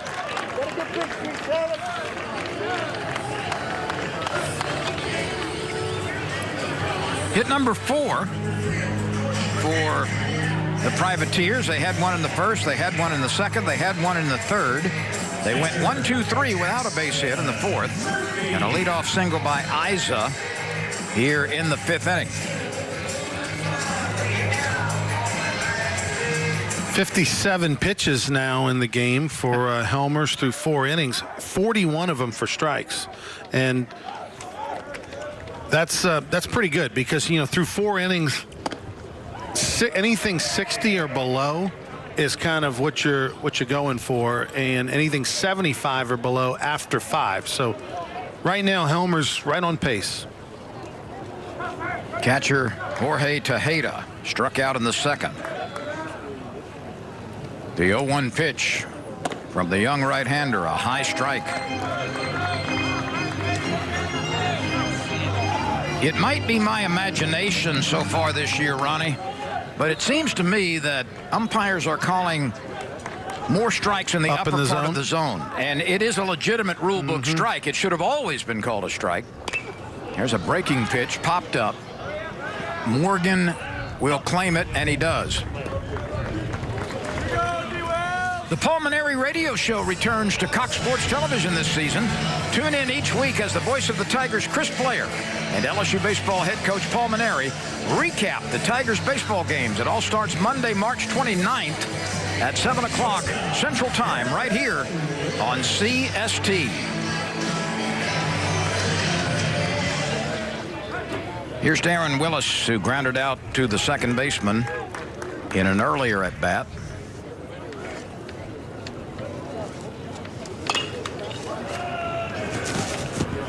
Morgan turns that into an out. He has only one play, and that's over to first. You see Morgan right there go field that ground ball in, and there's nothing to that ground ball. It's just a routine ground ball. But the decisiveness with which he fields it, the confidence, and then he quickly calls off the pitcher, hey, relax, I'll take it myself. Sometimes you'll see first baseman, get lazy and go get it, and then they're holding the ball out, waiting for the pitcher to cover so they can flip it. That's all a little extra dangerous. So just take it yourself, first baseman. Eliza moved up on the ground ball to the right side. There are 2 outs, and here is the leadoff batter. Howard has struck out and bounced out to Arnold.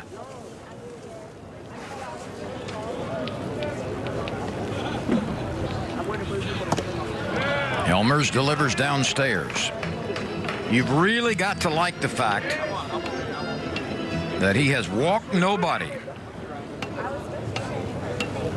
He has struck out 6. He has scattered 4 base hits. Will Helmers, the freshman right-hander. He's pitching in the 5th for the first time in his career at LSU. This would be big for this young man if in his freshman year can return home to his hometown and a field he's played on, I'm sure, in summer ball and high school at Jesuit. And if he can get a win, which one more out would qualify him to be the pitcher of record for the victory. LSU's bullpen has been idle throughout the evening. And that's the second time this inning he's fallen behind 3-0, so maybe getting a little bit tired.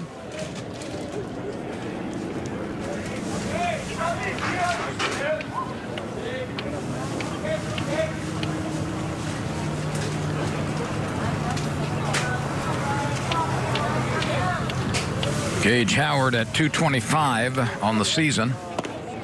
Helmers works in the strike on the 3-0.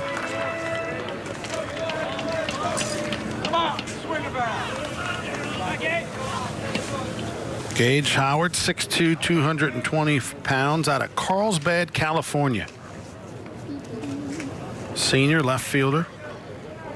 Speaking of seniors, of the 9 returning seniors who were offered the opportunity to come back and play baseball this year because of the COVID-19 options, 8 of them have returned to the ball club. So 8 of the 9 that were eligible to come back, having been granted an extra year of eligibility if they wanted to, 8 of the 9 did.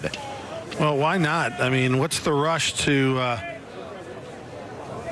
get on with your life in the real world, right? When you can play one more year of college baseball, work on your degree, or even graduate degree in some cases. But until they make you take that jersey off your back, you might as well keep it on that one extra season.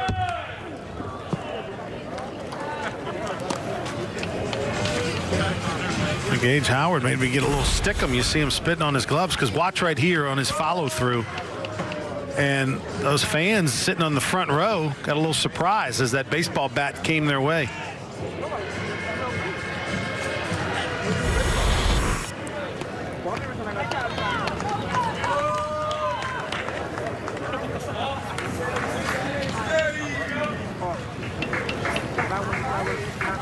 Three balls, 2 strikes, 2 outs, a runner at second base. Helmers to the plate. That was that elevated fastball again.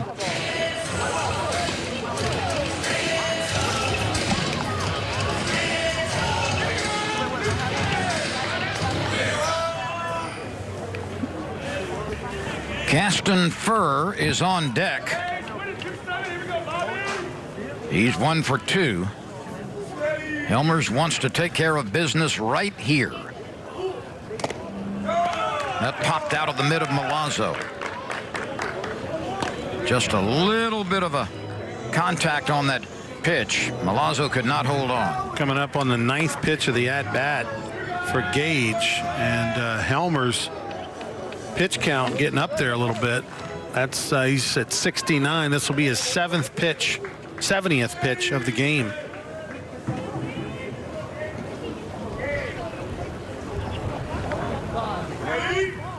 LSU does have some bullpen action, so I would imagine that this will be Helmer's last inning, regardless of what happens here with Gage. So that's about a 14-pitch inning, right, on average? There's Devin Fontenot, who pitched an inning last night in relief.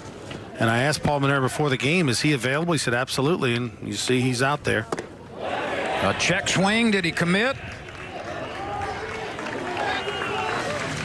No. So after a long engagement, Gage Howard earns the first walk of the game from Helmers.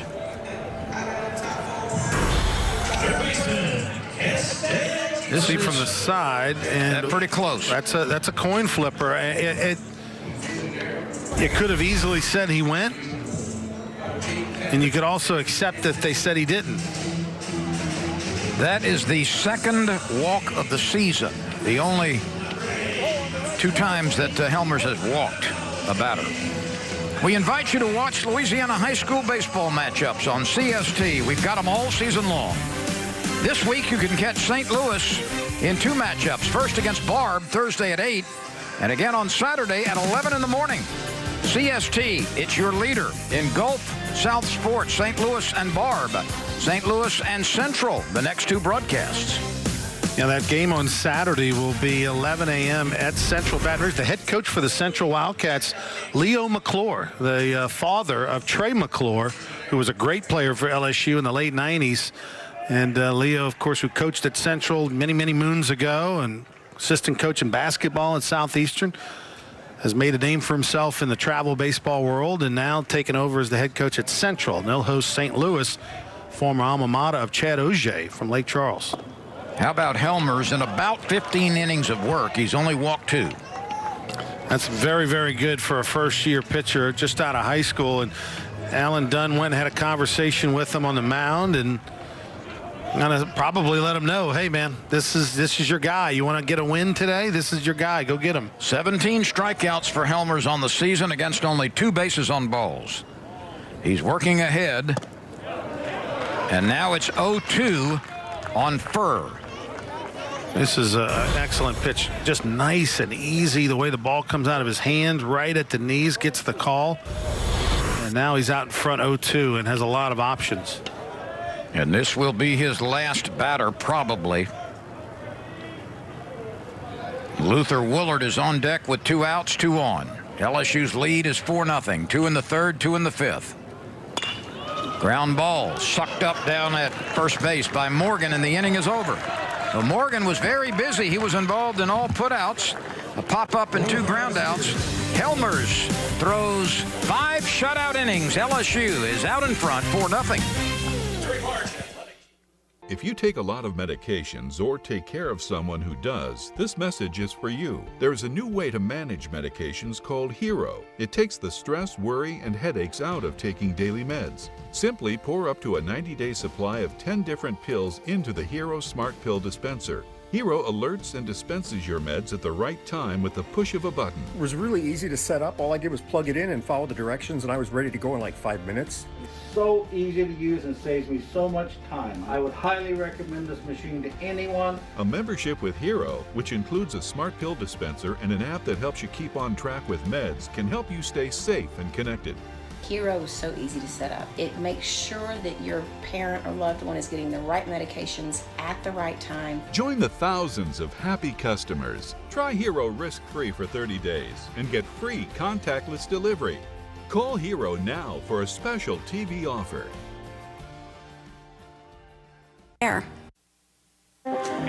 Southland Conference Baseball on Cox Sports Television is brought to you by Cribs Incorporated Roofing and Sheet Metal. People look up to our craftsmanship. By Greystone Golf and Country Club in Denham Springs, Louisiana. By Red Zone Fundraising, Louisiana's #1 high school sports fundraising company. By Gus Willie Apparel, the leader in screen printing and embroidery. Visit GusWillie.com.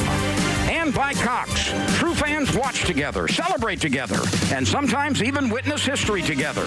Cox gets you closer to the teams you love. Cox, bringing us closer. Well, LSU fans, give Ryan Shipp a call. Former LSU Tiger and Major Leaguer Ryan Shipp is now working with Angel Oak Home Loans. Give Ryan a call about their investment loans where personal income isn't needed to qualify, or whether you need traditional or creative home financing. Former Tiger Ryan Shipp at Angel Oak Home Loans has options. Give him a call on the North Shore at 985-516-0951. That's Angel Oak Home Loans. Call him today. LSU leads 4-0, and a new catcher has entered the game. Jackson Murphy has replaced Jorge Tejeda. So Jackson Murphy will bat in Tejeda's position. That will be in the 8th part of the order. Joking with him. Bro, I thought you were joking with him.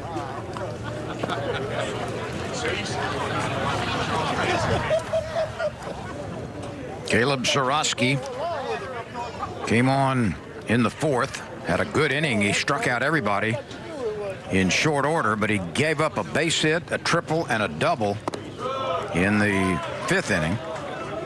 Cruz singled, Morgan tripled him home, and Beloso had an RBI double. So it's Zach Arnold, Jordan Thompson, and Alex Milazzo. And Arnold reaches for that one and can't find it. It's the second strikeout in a row for him against Sorosky. Shortstop, Jordan Thompson. We invite you to tune to CST for a 3-game college baseball series, and it's a good one. The Arkansas Razorbacks and the Louisiana Tech Bulldogs, Friday, Saturday, and Sunday. All games are live right here on CST, your leader in Gulf South sports. The new ballpark in Ruston, the Razorbacks, and the Bulldogs doing battle this weekend on CST. The Razorbacks #1 in a couple of the polls, and Louisiana Tech, good squad, expected to do big things in Conference USA. They were projected to make postseason by some of the preseason rankings. It wouldn't surprise me at all. Jordan Thompson with a knock after a couple of strikeouts. A sinking liner to center. He's aboard with 1 out. And, of course, Louisiana Tech will host the Conference USA Baseball Championship Tournament this year. They've got an all-turf field, and it's a brand-new turf field from the tornado that hit a couple of years ago.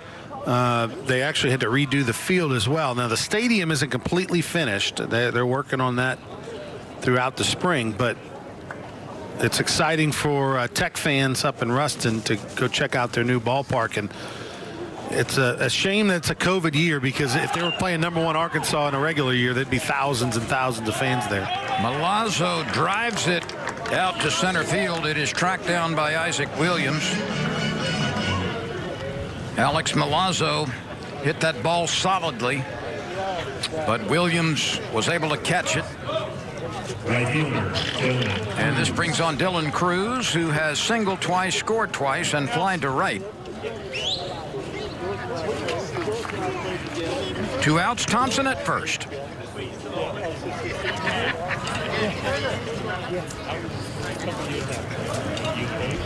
LSU is batting in the 6th. Runner on the move. The throw is late. Thompson got a really nice start and easily beat that throw to second base. Well, Palmineri has a lineup of guys who can run, and Thompson's another one of them. Nothing fancy there, just a fastball right at the knees, and he makes it easily. Throws the old oven mitt in there early, grabs the bag with his left hand. Thompson, Willis. Thompson is 2 for Cruz. 2 now.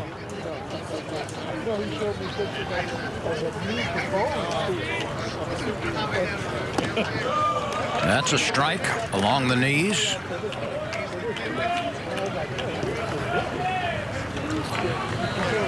Two strikes on Cruz. We probably will see a lot of runners on base, especially with 2 outs, who might try to take an extra base with Cruz at the plate, because even if you're thrown out, your leadoff man comes to the plate first in the next inning. Cruz chops it to the right side, and it's turned into an out by Isa to Bratton. We move forward. LSU's lead is 4-0 over the Privateers on CST.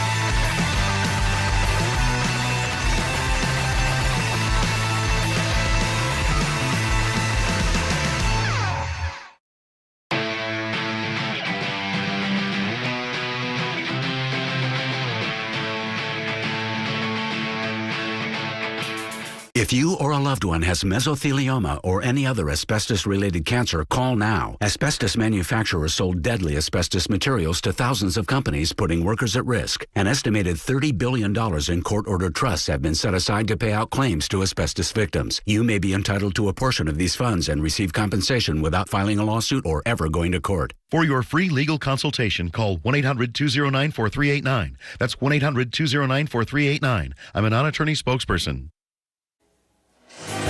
Welcome back to New Orleans, everybody. Go online to lasportshall.com. All the proceeds for the online auction. It's the St. Patrick's Day week online auction, which ends next Wednesday at 9 p.m. on St. Patty's Day. It benefits the Louisiana Sports Hall of Fame. There's some really cool auction items, tons of sports paraphernalia, but also some like a 10-person chef's tasting wine pairing dinner at 18 Steak at LeBear's Casino with limo transportation as well. They also have some fantastic golf outings and a private concert you don't want to miss. Check it out. Bid on it at lasportshall.com. LSU has made a pitching change.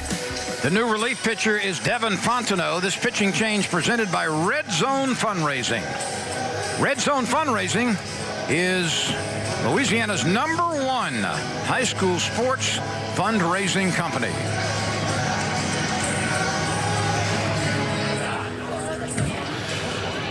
There's Devin Fontenot. He pitched last night in relief, went 1 inning, didn't give up any runs, but it was a little wonky. He walked the first 2 batters he faced and then had to fight through it, but he got the big strikeout against the leading hitter for Texas Southern that was batting over 400 on the year. He threw a 96-mile-an-hour fastball in the inside corner on the hands for strike 3 to get out of the jam.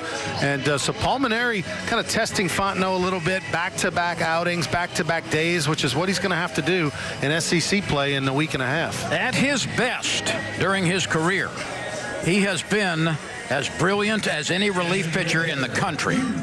He got off to a slow start this year. Control has been a bit of a problem, and there's been an occasional key hit against him, but he's trying to find that form, which made him a preseason All-America.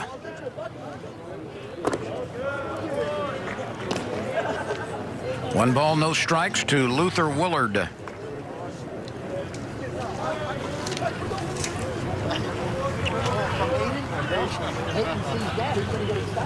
Helmer's out of the game after throwing 5 shutout innings. And Morgan makes another play. Join former LSU Tigers Jacob Hester and T-Bob Hebert as they team up weekday mornings to kickstart your sports day, covering the stories that matter most to you. Get the inside scoop from the team that truly understands the passion and pride of the purple and gold. Monday through Friday, starting at 7 a.m. Central, live on CST. And that pair always gets some great guests as well. They really do. Start your morning off right. Your little cup of Joe and T-Bob and Jacob.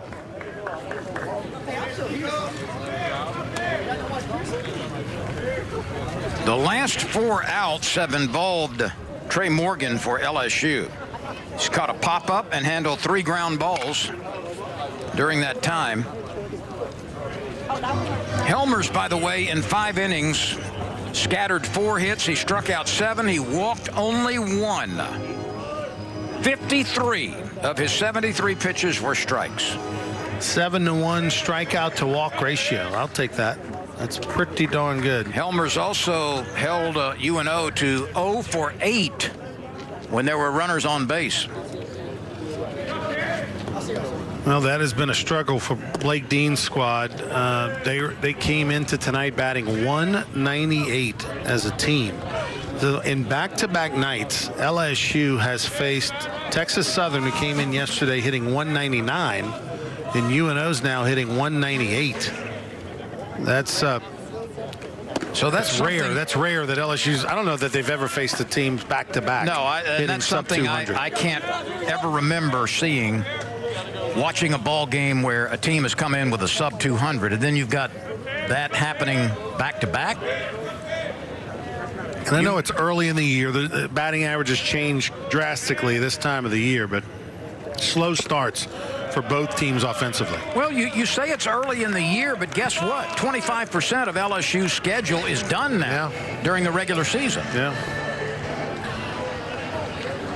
And then there's a walk by Fontenot. That's been a problem. That's 3 walks now in an inning and a third over the last 24 hours.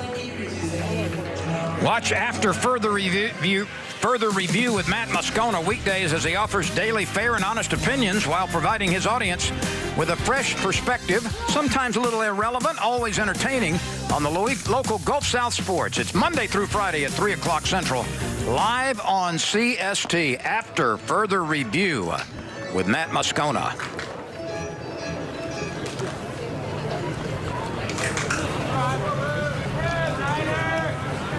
Were you pretty good at lip reading there? No, I'm not good at that. That's why it always entertains me and makes me chuckle when I see catchers go visit with the pitcher at the mound, and then they hold their glove up to their mouth so that the other team can't see what they're saying. And and I'm thinking, those guys are 100 feet away. There's no way they can read your lips or see what you're saying.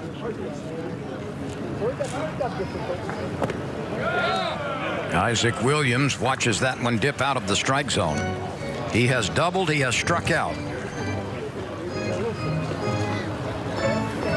Well, clearly, Ronnie, if things with Fontenot were where they want him to be and where he is striving to become, he would not be in a game right now in this situation. Yeah, they're trying to get some things worked out with Devin Fontenot. They need him to be very, very good. He's their ace reliever, and it has gone a little bit weird the first few weeks. So they want him to throw in the zone, and that time he just reached back and let the big dog eat. 93 on the gun on that pitch. 1-2 count, lifted the leg and pitched a little bit up, but zippity-doo-dah. Here's Bo Bratton, who's 0 for 2. A ground ball to the right side, a walk, and a strikeout. I am surmising that this will be the only inning for Fontenot. The pitch went high with the heat again. His best pitch is that slider. It can be absolutely dominating. But in order to throw it, you've gotta be able to command the fastball. In order for it to play, because it's a swing and miss slider. It's not always a get it over for a strike slider. He's got to be ahead in the count, or at least even. There it was. He was ahead in the count 0-1 because the hitter chased the bad ball, and that's why Bratton is just struggling right now. When things are going bad, and again, this is a guy who's been a good hitter in his career at UNO. When things are going bad, you swing at the one you shouldn't, and then you take the one you should.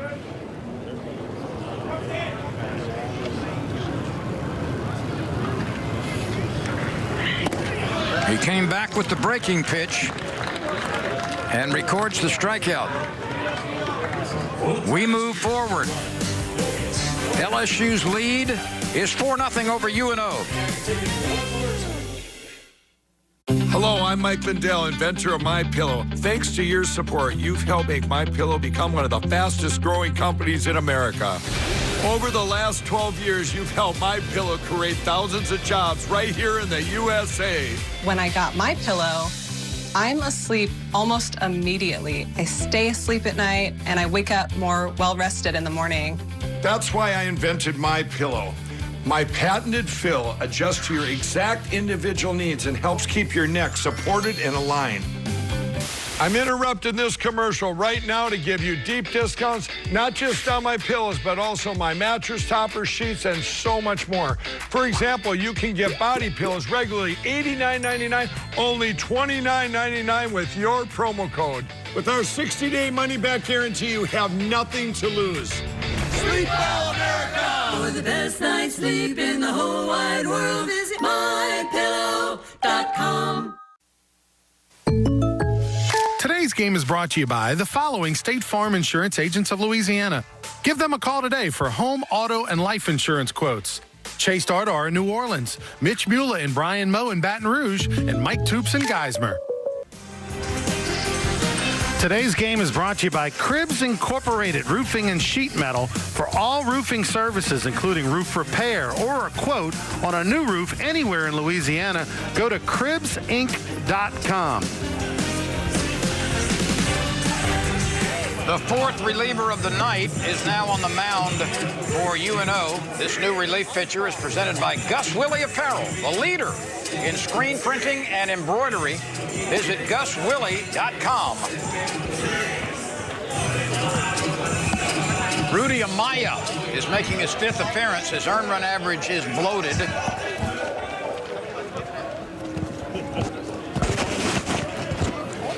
We'll take a look at Rudy Amaya, our Gus Willie Apparel reliever. And Blake Dean. Did I tell you that was GusWillie.com? You had your microphone muffled in your mask. That's welcome to COVID 2021. Blake Dean was saying before the game he was just trying to get through this game. He's not throwing any of his weekend starters. He's not throwing any of those guys tonight, but emptying his bullpen and trying to limit the usage of any one player because they've got a 9-inning game this Friday, a 7-inning game Saturday midday, a 9-inning game Saturday evening, and then another 9-inning game on Sunday. And he's already down about 5 pitchers due to injury. And that's not going to help your pitcher get a call because right there, home plate umpire Jeremy Hayes got plunked right on the arm on that last pitch. It went right by the catcher and hit him right on his right shoulder. Ouch. Alex Brady might be the new pitcher for LSU. He's loosening up right now for the Tigers in the bullpen. The worst place for an umpire to get hit, other than the obvious, is in the neck. You know, when that ball bounces up and somehow gets under your chin and neck guard. Now that gets your attention. You can take one straight back in the mask. This was a couple of pitches ago. Watch this fastball. The catcher hits right off his glove and in the elbow. That got him in the meat. Right there below the chest protector and the shoulder pads. That'll leave a mark. This is poked to deep short, and there is no play. That'll go as an infield hit. Well, guess what? Trey Morgan now with back-to-back 3-hit games. Right here just kind of punches this the other way, but he runs so well that by the time the shortstop able to gather the ball and turn his feet, it was too late. Now let's don't get ahead of ourselves, but after 14 games, this is number 14 for LSU. Have you seen a first baseman do the things that Trey Morgan can do? I mean, we've seen great first basemen at LSU. But have we seen one who is off to this hot of a start and is absolutely 24-karat gold defensively? You'd have to have me dig in to do some research. I mean, he's up there. The combination. And that's what I'm talking about. It's the combination of the defense, the offense, and then look right here, the speed. He leads LSU's team in stolen bases. I mean, usually you got a big popper first baseman, a guy like an Eddie Furness or something like that hits homers, or you have a fantastic defensive player like Pete Bush or Johnny Telechia or something like that. He's got all of that, and then the speed of a leadoff guy.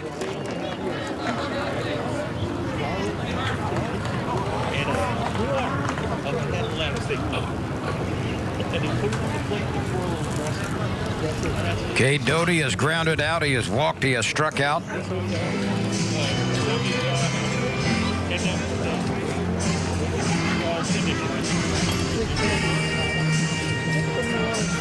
Cade Doughty from Denham Springs High School. Got to be a thrill for Richard, his dad, who played at LSU in the late 80s as a backup catcher. And his son, he's got two sons on the LSU team, Braden Doughty, a senior catcher, and obviously Cade as well. I mean, that's a dream come true for any dad that grew up in Louisiana.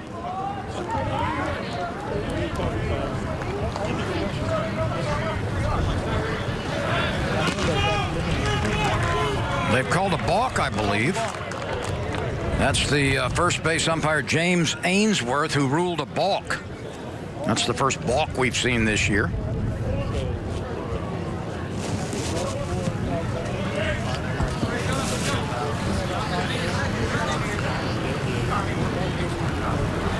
Doughty has an RBI opportunity. He stands even with the plate with the wide stance.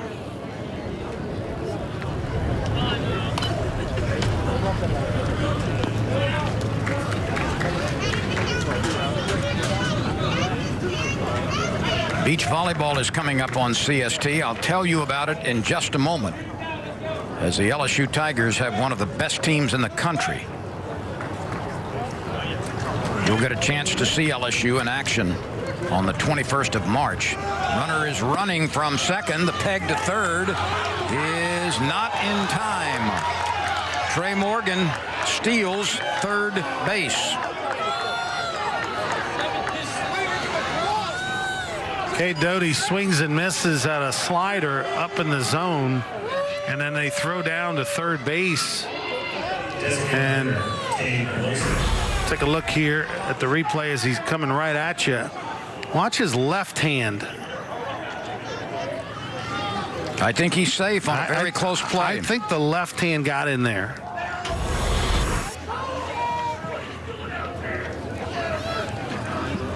Now that would be reviewable if this were an SEC game. Yeah, if this game was at Alex Box Stadium, they could request a review. Let's see right here. Watch that left hand. Yeah, he's safe. I thought so too. It was bang. It was bang bang, but clearly on that replay, smart move by Morgan, because he's sliding. He kind of starts to slide with the right hand, pulls it back, and reaches with the left. So initially, the third baseman probably looking for that other hand, and then he slipped the left hand in there. You know what else he has every game? The dirtiest uniform. That's now, what, stolen base number 6, I believe? 6 for 6.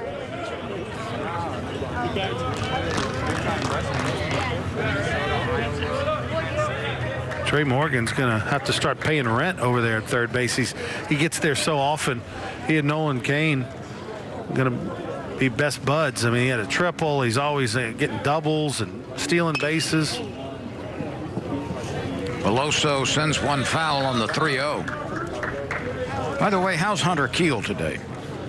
Saw him in the dugout. This big smile on his face. So everything must be good. He got hit in a place you don't want to get hit as he was coaching first base yesterday, the student assistant coach, on an overthrow. And to his credit, he did not go down. He stood in there. The pitch gets through the catcher, and an easy stroll to the plate for Trey Morgan.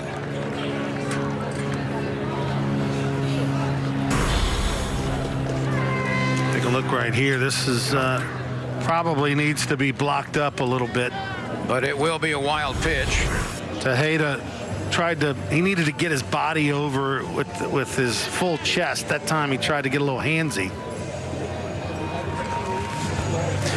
Well, we were talking about beach volleyball, and let's get to it officially. CST heads to LSU Beach Volleyball Stadium on Sunday, the 21st of March. It's the LSU Beach Volleyball Invitational. LSU, Houston Baptist, UNO, Southern Mississippi, and South Carolina out of the SEC face off live starting at 11 in the morning. CST, it's your leader in Gulf South sports. And if you haven't seen LSU Beach Volleyball yet, you need to watch it. It is a game that moves quickly and a game of great skill. So we have a pitching change here for the Privateers.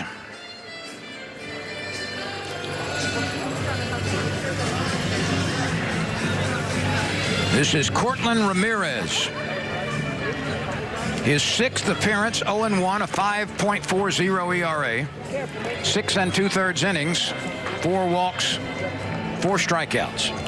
Opponents are batting .222 against Cortland Ramirez. He is a 6'5", 195-pound sophomore out of Center Point, Louisiana.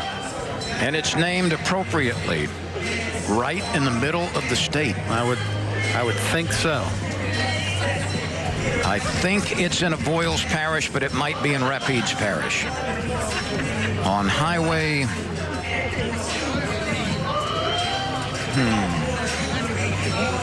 1, I guess. Now, according to this, it looks like, Lynn, it's more in that FE. So it's just inside the Avoyles Parish line, right? Yeah, just to the right of Alexandria. Don't miss the 2021 Southland Conference Baseball Tournament. It's Wednesday through Saturday, May 26th through May 29th at Alumni Field in Hammond. For more information, visit southland.org/championships.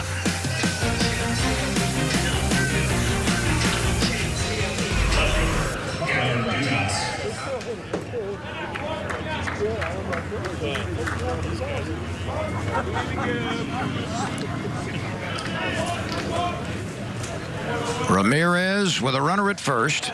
That's Veloso working to Dugas. And a strike. Cortland Ramirez went to Grace Christian School, a good baseball school in the Alexandria area. He's lettered a couple of years for UNO. Last year got off to a good start before COVID shut down his season. He only allowed 3 hits and 10 innings of work and 7 different appearances with a 3.5 earned run average. So he was poised to have a good year before the world stopped.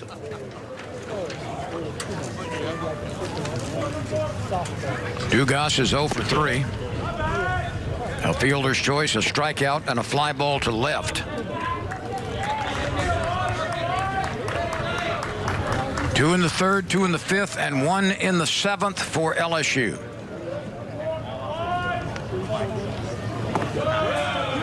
Dugas went to his knees to swing at that one.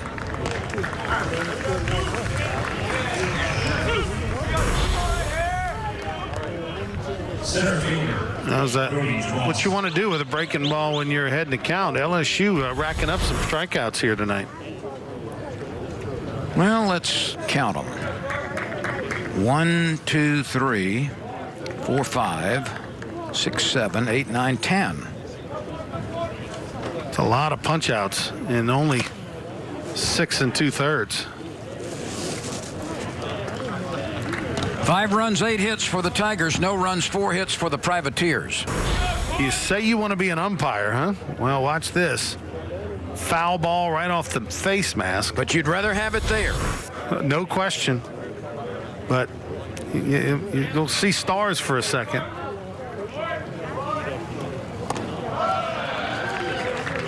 Took a little something off that one. That had a little tumble to it, a little change up, screwball effect it had.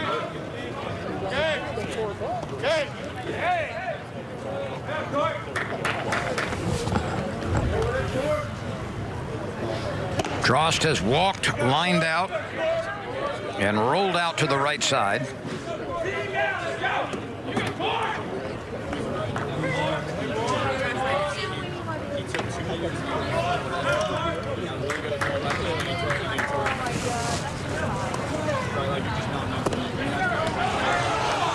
He'll have a chance to run with 2 outs, and he's going to make it. The inning is extended.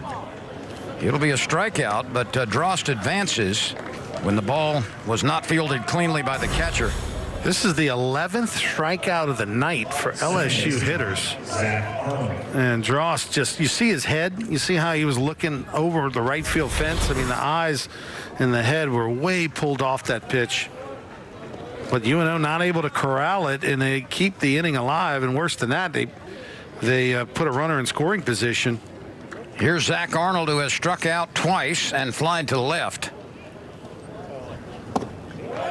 We'll change up. LSU is having trouble finding the pitches that wiggle tonight. Well, you know what it is and Blake Dean told me this before the game, the head coach for UNO. He said that, look, we're going to pitch probably below, speed-wise, below LSU swing speed. Most of the guys we're going to bring in out of the bullpen are going to throw way softer, way slower than what LSU's really accustomed to and used to. And they're just not making the adjustment tonight as a group.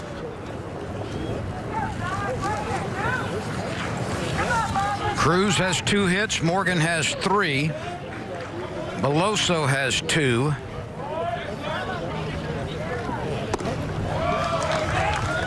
Zach Arnold swung at a pitch that was in the other batter's box. I mean, that ball wasn't anywhere near the zone. Watch right here. Watch the catcher move to his right. I mean, if there's a batter in the left-handed batter's box, they would have hit him in the back pocket.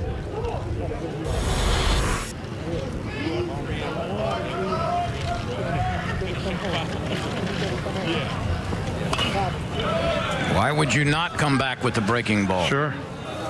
That's the plan. If a hitter looks bad on something, no matter what the pitch is, if they look fooled out in front, have an awkward swing, you come back with the same thing until they prove they can make an adjustment.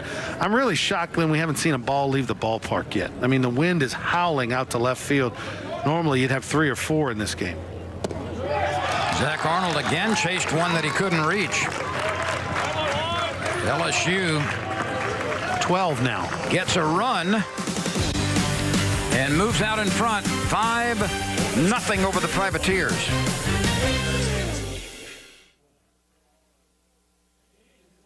Hello, I'm Mike Lindell, and my passion has always been to help each and every one of you get the best sleep of your life. TV has helped MyPillow become the amazing company that it is today. So my employees and I want to thank you with some of our best prices ever. Go to MyPillow.com right now and click on TV specials. You'll get deep discounts on MyPillows, mattress toppers, sheets, and so much more. For example, you can get body pillows regular $89.99 for only $29.99 with your promo code. If you or a loved one has mesothelioma or any other asbestos-related cancer, call now. Asbestos manufacturers sold deadly asbestos materials to thousands of companies, putting workers at risk. An estimated $30 billion in court-ordered trusts have been set aside to pay out claims to asbestos victims. You may be entitled to a portion of these funds and receive compensation without filing a lawsuit or ever going to court. For your free legal consultation, call 1-800-209-4389. That's 1-800-209-4389. I'm a non-attorney spokesperson.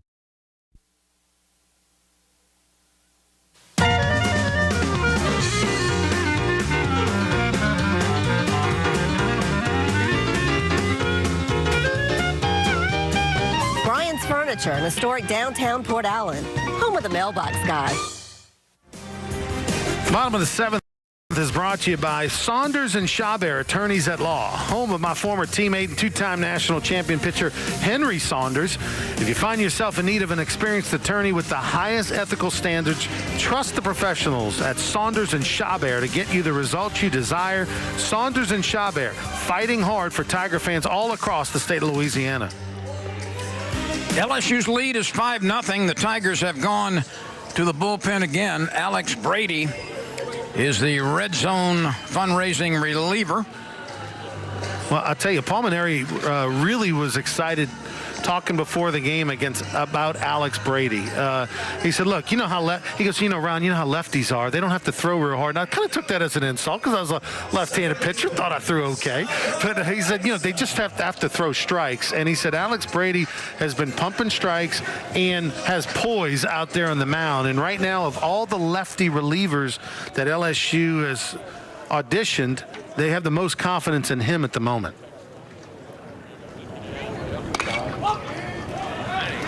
He induces a pop-up to the right side, and it is caught by Zach Arnold. So Isa quickly is retired. He's 1 for 3.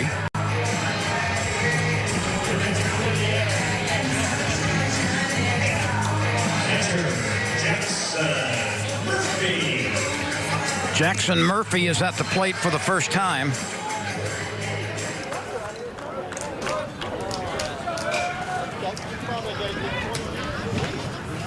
Actually, he's up for the second time. He was a 0 for 1 coming into this at bat.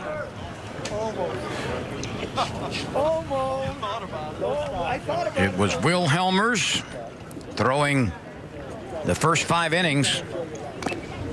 That's the deepest he's gone in an LSU uniform. He allowed 4 hits, only walked 1. He struck out 6. Fontenot pitched the 6th. He struck out a couple, walked a batter. And now Alex Brady.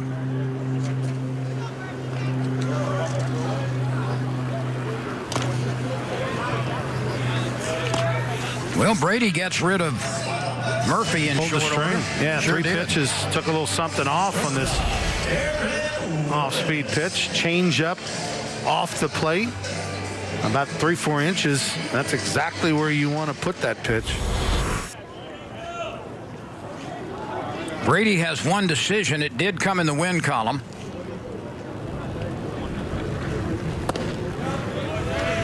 Brady wins the award for the most colorful glove as well out here. He's got, that is a bright purple and gold mitt. It's a Marucci mitt that he's rocking. You can see that thing from the moon.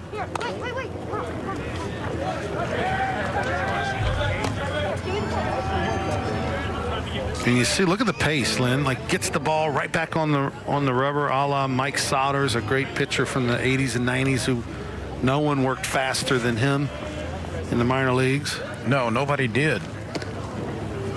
Former Alabama chunker. Played for the Cubs and then ended his career with the Alexandria Aces. You know what? And I put a stopwatch on him. 7 seconds. And the pitch was coming back. From the time he got it to the time he pitched it, 7? From the time the catcher threw it back to him to the time that he delivered to the plate, 7 seconds. Nobody's going to get this one for a while. This will be a stand-up double.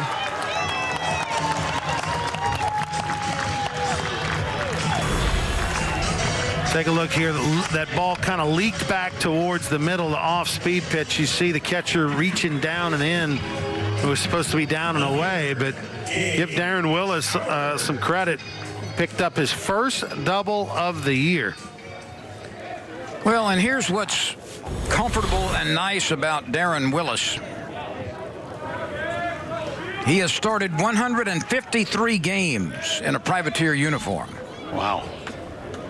And he now has started 150 in a row, counting tonight. That dates back to May 24th, 2017, That's one of those players that Blake Dean talked about. He's a senior, came back with COVID. Darren Willis, you look at the lineup, Bo Bratton, Pierce Howard. Those are three players that are salty veterans that have had a lot success at UNO, and they have just gotten off to one of the slowest starts offensively of each of those three guys' careers, and that's kind of been a problem for this lineup, and he's hoping they turn things around here quickly because he came in hitting 198 as a team. What's he got on his belt there?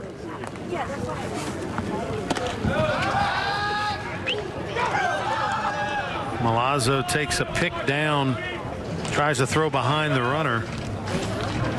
And you see all of the hitters for UNO, that's it's kind of like the cheat sheet. Instead of flashing signals, you had the third base coach who went through a set of signals and the other team would try to steal them. Well, now they just hold up numbers, and there's like a little grid system on there, so that's pretty much undetectable for the other team. The other team can't steal your signs, tells you when to bunt, hit, all that sort of thing. This game has gotten way too complicated. Next thing you know, there'll be an LED display there. Well, there's going to be an app. Sure. There's an app for it, probably. I kind of like the days of all the different signs, and there's a little cat and mouse game. You try to see if you could figure out the signs. The liner is stabbed by Zach Arnold, well struck by Gage Howard, but he doesn't have anything to show for it. And the runner left at second base. Darren Willis is stranded there after a big double. We move forward. LSU leading 5-0. Friend, do you remember when it felt good to withdraw your cash from the bank to expand a business, go on vacation, or buy a new car? Well, today, withdrawing your own cash has become a very risky business, according to The Secret War, a shocking new research report. I just read it. And folks, I was amazed to learn why banks are now required to spy on us for the government and then report any suspicious or unusual behavior. I suggest you get The Secret War free. Just call the number on the screen, no charge, from the folks at Swiss America, and get this. Did you know simply spending cash today may be enough to have you branded as a potential criminal? That's right.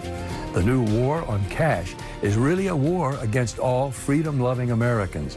The Secret War is yours free, so call the number on the screen and you can tell them Pat Boone gave you the number.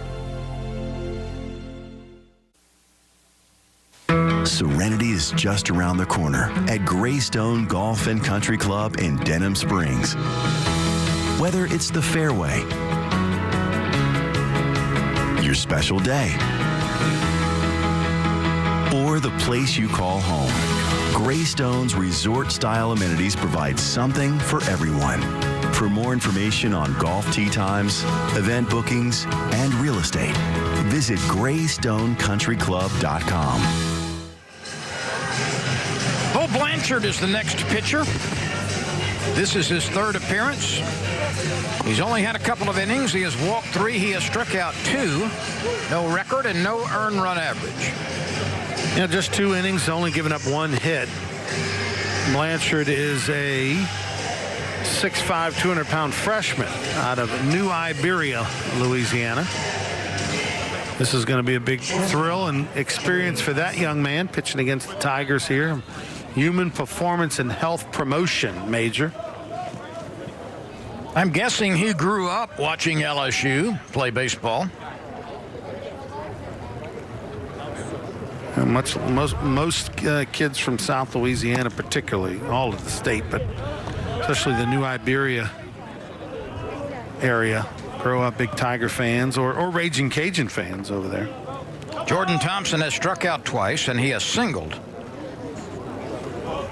One of the great LSU players from the New Iberia area, Shane Newman, lefty pitcher who pitched in the major leagues and then pitched a long time over in Korea, South Korea.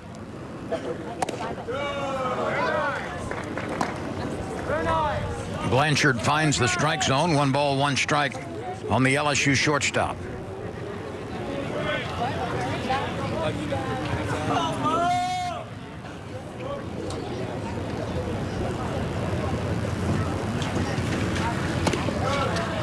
The Tigers collected 2 runs in the third.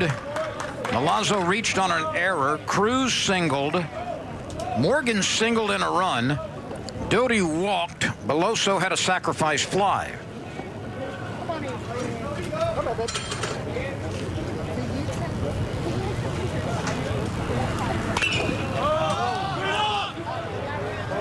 Let's see who might get there.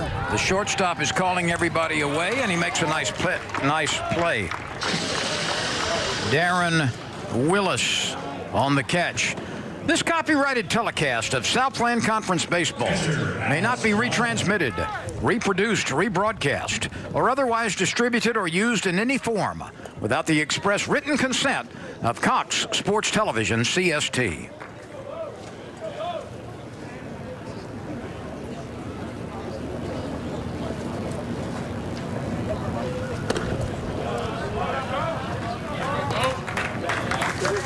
Gary Kirby is working the game in our production truck as tonight's producer, Walter Volpatti, our director, and a host of other very talented people who get here early and stay late and bring you LSU Privateer baseball.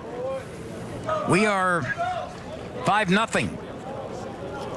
Tigers added a couple of more runs in the 5th inning on a base hit by Cruz, a triple by Morgan, his 3rd of the season, and an RBI double by Beloso.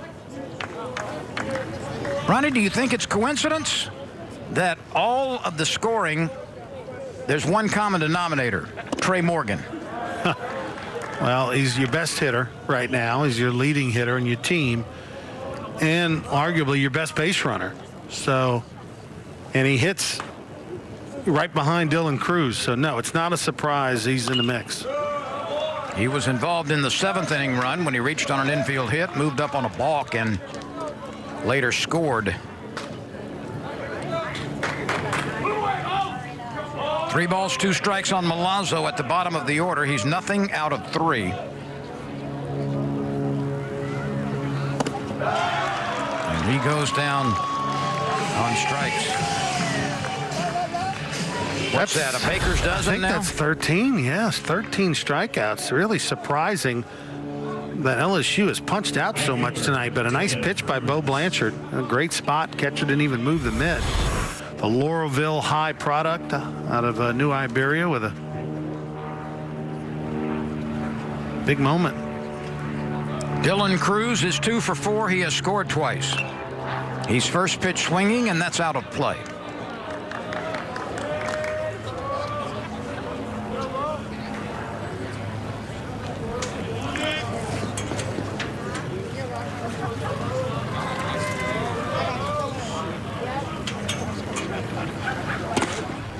LSU failed to get a base runner in the 1st. That also happened in the 4th with 3 strikeouts. And there are 2 outs here in the 8th with nobody on base. A play for Willis. Safe at first. Interesting. I didn't see the foot off the bag, but first base umpire James Ainsworth absolutely thought otherwise. Let's take a look here. I was worried about Cruz, whether he got there in time or not. And that foot did flinch, but did it retain contact? Right. The ball beats him. The question is, was that foot off the bag? Let's see if you can tell from here. Maybe. I mean, maybe, but it's hard to tell, Lynn. I mean, is there air? Is there space between the foot and the bag? That's the question. But I can, looking at it in slow motion replay, I can see there was a question for sure.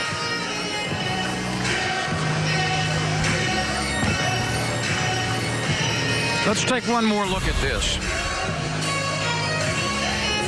And if he comes to get it, and is that foot off the bag? I don't know. It's an error on the third baseman. Well, it's an error on the first baseman. Yes, I'm sorry. Yeah. But, I mean, that's a strange play because you just don't see that very often. The throw didn't take the catch the first baseman off the bag. He just kind of did it himself. It wasn't a bad throw. I was marking E3 and somehow translated that into third base. But generally, an umpire's going to hang on and say he was out, unless you clearly see if it's marginal. It's kind of one of those, if you're going to call him safe, then you better really have seen some gap between that foot and the bag. Okay, the ball beats him, and I'm just going to assume he still had a little piece of that corner. Maybe one of those cleats on the heel still retain control. So the bottom of his cleat is red clay because it's red. Right. Maybe it's Georgia red clay, and I'll tell you a story about that in a minute. I don't really want to hear it. But he's got red clay at the bottom of his cleat, and then there's red clay all around the bag, and so maybe it looked like he was off the bag. But a funny story: Skip Bertman, when he came to Baton Rouge in the fall of 1983, his first year as head baseball coach. They had the Mississippi River silt. It was always rainouts. The field was in terrible condition. He told the grounds crew for the LSU campus, hey, we got to get some of that Georgia red clay in here. And the guy said, well, where do you get it? Georgia. I understand. That's where you get it. Okay, big guy. So did the groundskeeper get his truck and start driving east? I guess he did. I don't know the rest of the story. Well, how much did the field improve after that? It got better. I mean, they eventually got it, but it's great that back in the day, they didn't know where to get the Georgia red clay. Well, I'm going to tell you, as long as we're going back with some stories, we've talked about LSU beach volleyball, and it's one of the best courts in America. There is a secret place in one of those rivers. I'm serious now. I asked the coach about this. He would not tell me exactly where it came from. But there is a secret place on like the Tangipahoa River, the Amite River, the Pearl River over there between Baton Rouge and the Mississippi line. And this is where the best beach volleyball sand in the country is supposed to be harvested. But it's real secretive.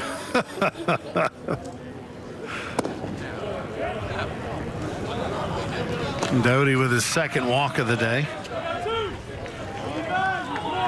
So Cade Beloso will get a chance with the bases loaded. All of this started with 2 outs.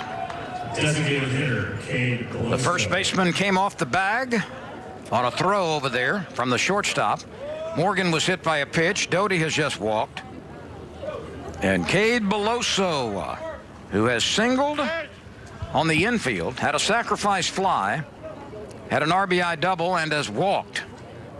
He is 2 for 2. Beloso waiting. That's in the dirt, but no advance. 5 runs, 8 hits for the Tigers. No runs, 5 hits for the Privateers.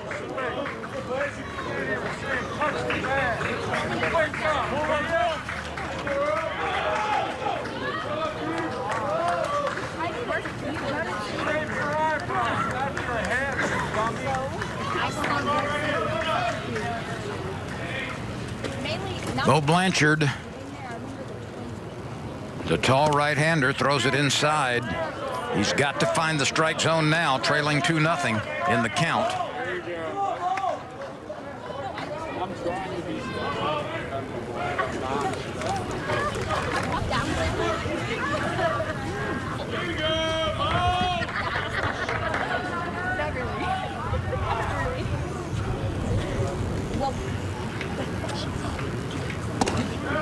A strike to Beloso. Well, Cade Beloso's had a big night, which he needed. He could have an even bigger night right here with a hitter's count. Probably with the bases full, going to get another fastball.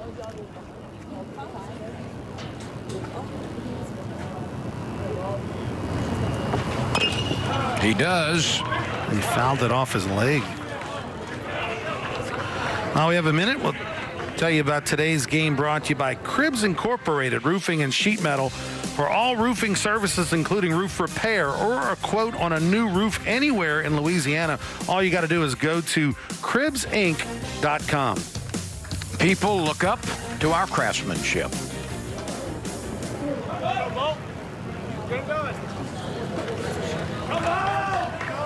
The 2-2 to Cade Beloso.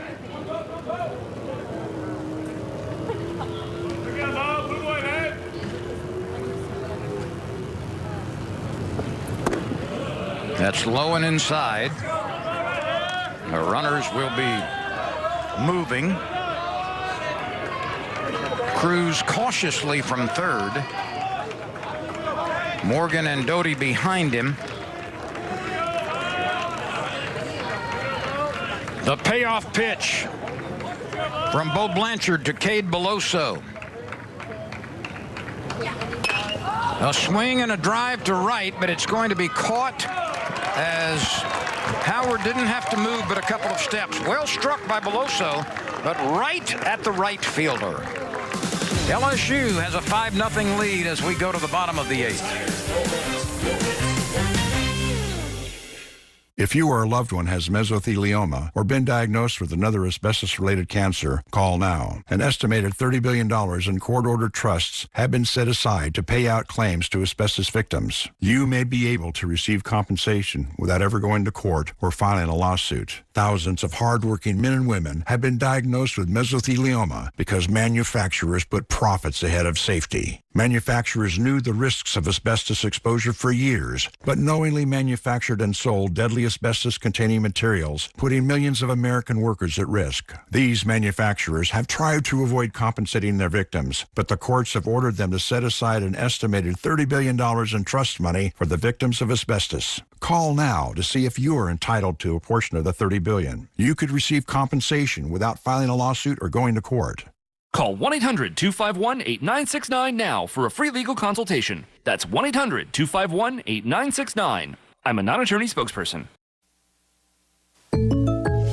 Today's game is brought to you by the following State Farm Insurance Agents of Louisiana.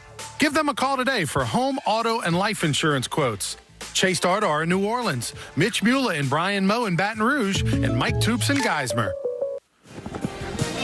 Well, sports fans, go on to the greatest online auction right now going in Louisiana. Go to lasportshall.com, and then you click on the link. It'll take you right to the online auction.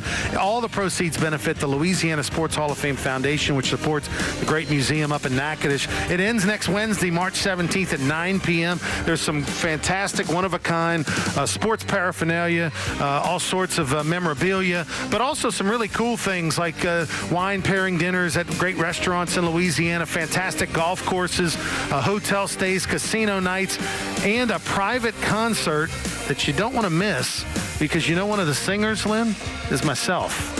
Rusty Yates, a world-renowned performer, fantastic keyboard player, musician. He and I are going to do a 2-hour concert of your choosing at your private event. You can bid on that, Lynn. Go online. What is the minimum bid on that? It's going to be expensive. It's the minimum bid's $500, but that's going to go for a couple $1,000. I would think so, right? Very quickly. Ty Floyd is the new pitcher. This is his 5th appearance. He's had one decision. It was in the loss column, a 6.23 ERA, 4 1/3 innings, 3 walks, 9 strikeouts in 4 1/3 innings. So he has been mowing them down. Tall right-hander, Ty Floyd. Well, this is a guy that LSU has high hopes for in his college career. He's out of Rockmart, Georgia, 6'2", 194-pounder. Probably of all the pitchers that LSU signed in its freshman class, this was the most highly touted of them. He's going to throw the ball consistently in the low 90s, running up in the mid-90s at times.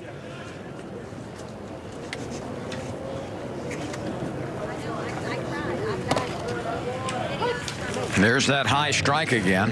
And you see, the ball it's just nice and easy for Ty Floyd. Doesn't have to do too much, doesn't overexert himself, just rears back and, well, 93. That's a foul ball.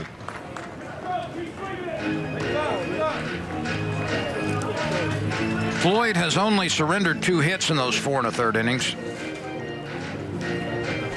9 strikeouts, 3 walks.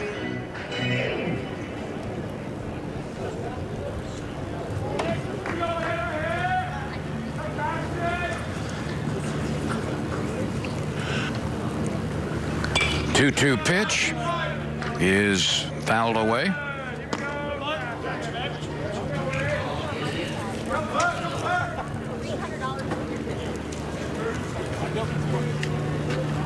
Caston Furr has struck out, singled, and bounced out to Trey Morgan.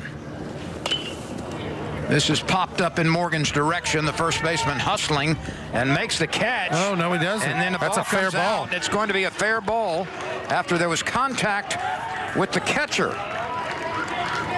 So LSU misplays that as Morgan came running as fast as he could. He appeared to have it, and then there was contact with Milazzo.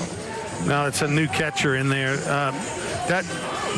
This ball has got to be Morgan's all the way. But what happens is he goes to catch. Oh, it is Milazzo. Excuse me. He's still in there.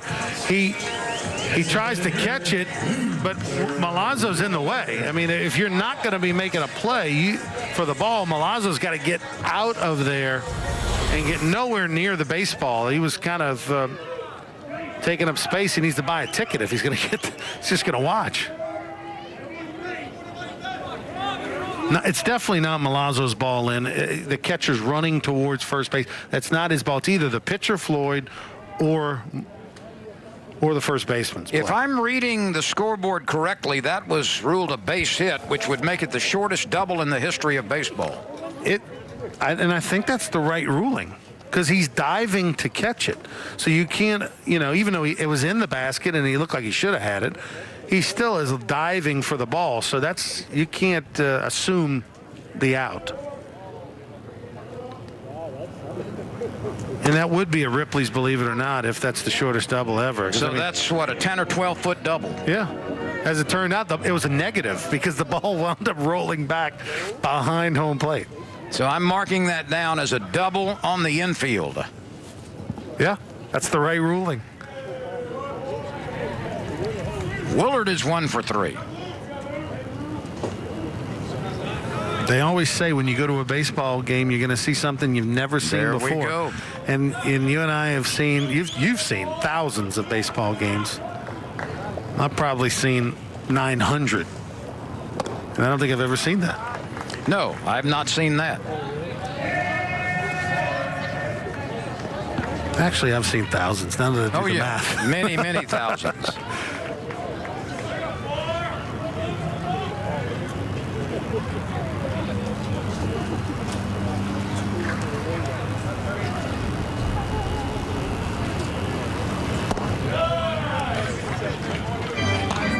Two balls, 2 strikes on Luther Walford.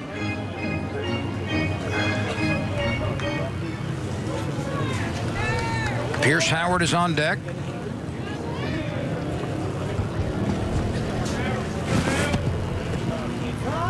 Actually, we're going to have a pinch hitter after Willard.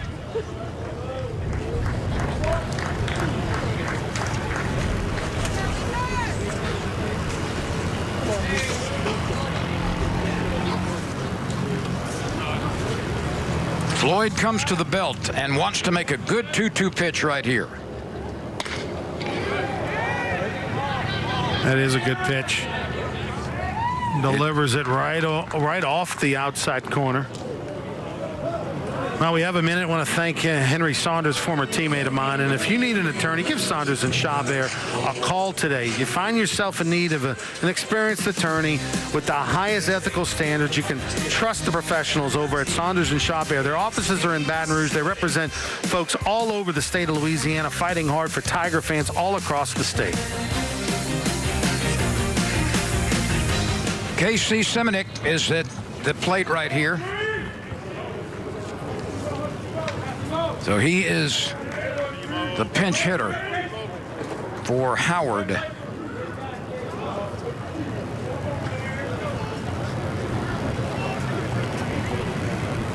UNO trying to break through here with his first run. LSU leads 5-0. in preparation for the University of Texas San Antonio. Friday at 7, Saturday at 7, Sunday at 1. Then the Tigers will host Southeastern Louisiana on Tuesday the 16th. And that will be their final non-conference game before Mississippi State comes into town for a 6 o'clock game on Friday, a 6:30 game on Saturday, and a 2 p.m. game on Sunday. Out to center field. And finally it comes down out of the heavens.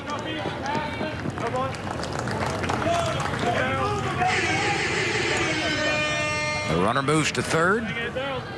That's interesting. Next Tuesday, LSU plays Southeastern in baseball at home, while the LSU softball team travels to Hammond to take on Southeastern and on their dime. That's correct.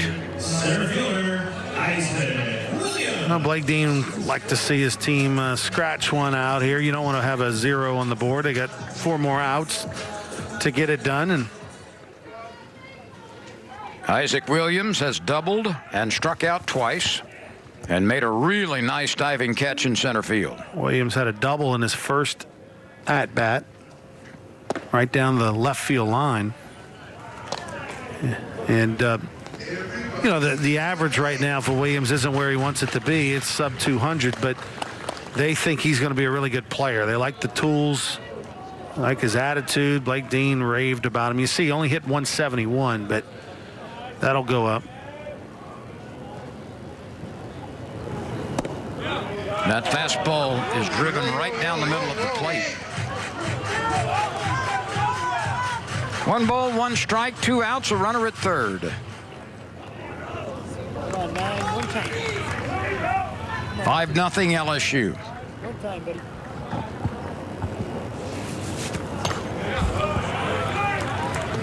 Williams at the plate, graduated from Tioga High School in Central Louisiana. That was a once really proud, and they have a really good baseball program still, but back in the 80s and early 90s under Mike Burns' guidance as head coach, they won a couple of state championships in the mid 80s back to back.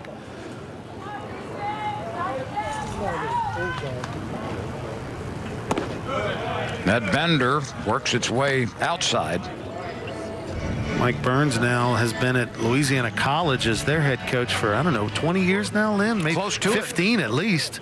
And we'll have Louisiana College against Centenary later in April, right here on CST.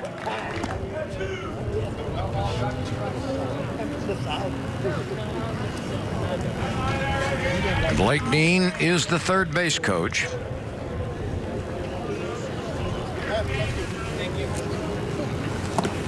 And that's low and away. 3 balls, 2 strikes, 2 outs, a runner at third. Actually, that was ball 4, I believe. Yep, it was. Scoreboard was a pitch behind. And so this inning continues. Runners on the corners now. It's been kind of an odd frame. It has. I mean, Floyd on paper is going to say he gave up a double, but clearly we know that wasn't the case. But the 2-out walk is something he'd like to have back. He's been 92-93 this entire inning on the radar gun. Bratton has had a tough night. He has struck out twice and flied to center.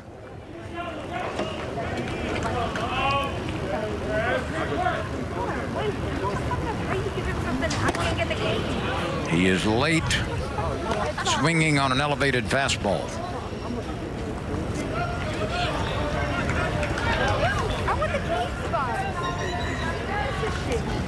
Two in the third, 2 in the fifth, 1 in the 7th for LSU. No doubt about that pitch. Thigh high on the inside part of the plate. Lot to like there. That was easy. I mean, the mechanics of Floyd, there's not a lot of wasted motion. I mean, he just kind of lifts the leg and just falls forward and boom, 93.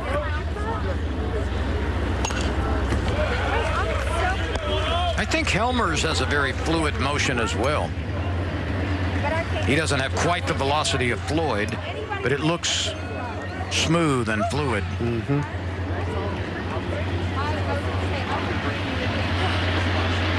Elmers was tonight's starter. He went 5 shutout innings, struck out 6, walked only 1, and there's just too much heat on that. He flipped a chiclet by him, and that's the end of the inning. We move forward. Runners left on the corners for the Privateers. It's 5-0 LSU.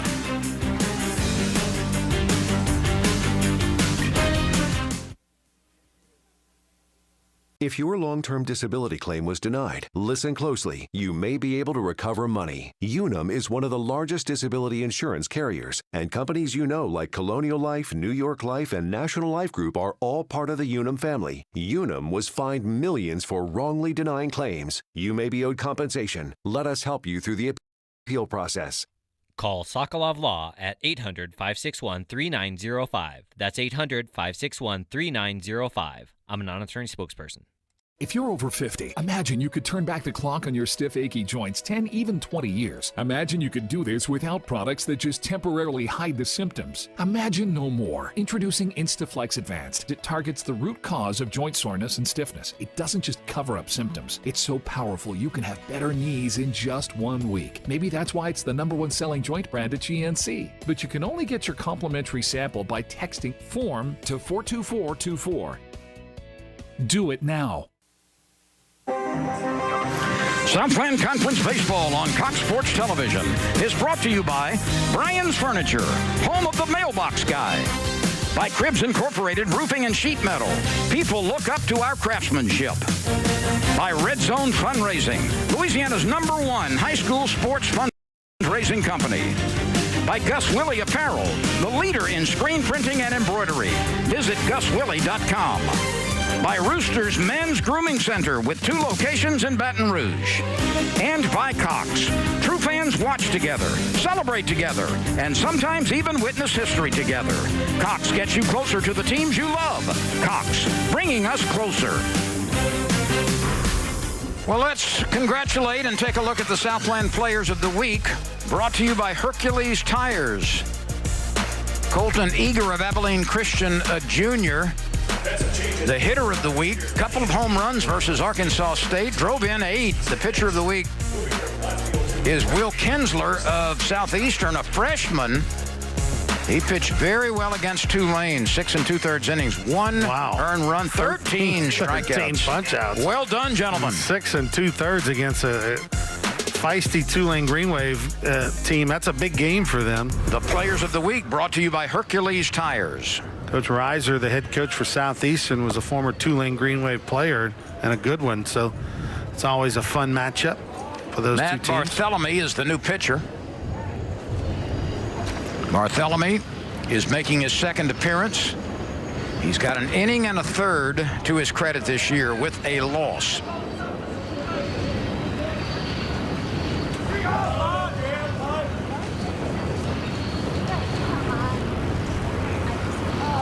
Simonik, the previous pitcher, has gone to right field.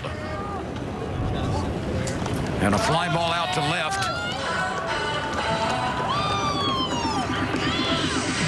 Dugas is retired. He ran all the way to second base. Center fielder, Brody Drost. This will bring Brody Drost to the plate. He's looking for his first base hit.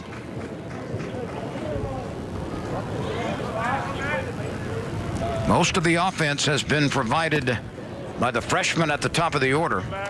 Cruz has 2 hits. He has scored 2 runs. Morgan has 2 singles and a triple. He has scored twice. He has stolen a base, and he's got a couple driven in. Veloso's had a nice night. An infield hit, a sacrifice fly, and an RBI double. And that's pretty much been it. The only other base hit has come from Jordan Thompson.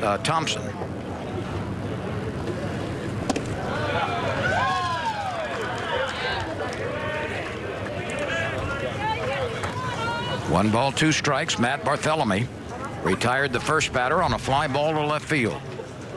Barthelemy is one of their main relievers. They like him. Or they weren't sure if he was necessarily going to pitch in this game, but obviously They ended up putting him in, and I'm sure he lobbied to get into the game. He's a 5'10", 165-pound sophomore out of Belle Chase, Louisiana, just south of New Orleans. Conference play starts this weekend in the Southland Conference. Houston Baptist is here. A single game Friday, a doubleheader Saturday, and a single game on Sunday.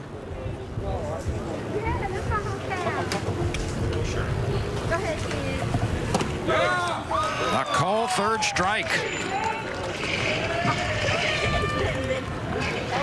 That's 14 at least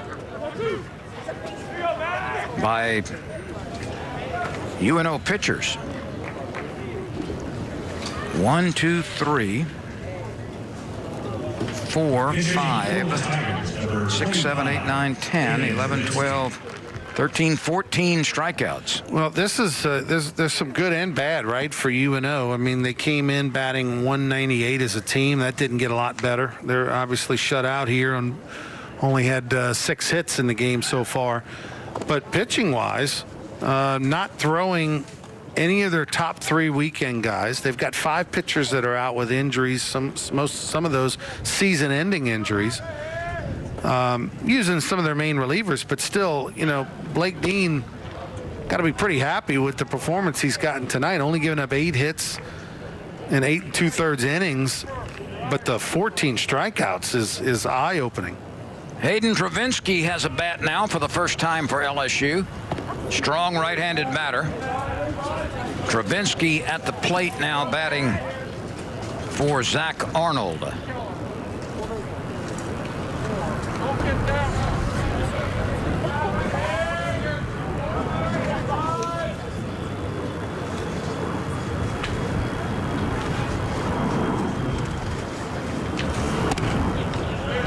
That's a high strike. It got a piece of the outside corner. Travinsky is hitting .364. He's 4 for 11.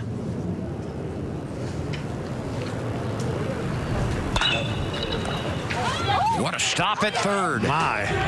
The throw to first is plucked on the hop. Travinsky is robbed of a base hit on both corners. Furr at third, Bratton at first. Very nicely done to retire Travinsky. LSU has a 5-0 lead.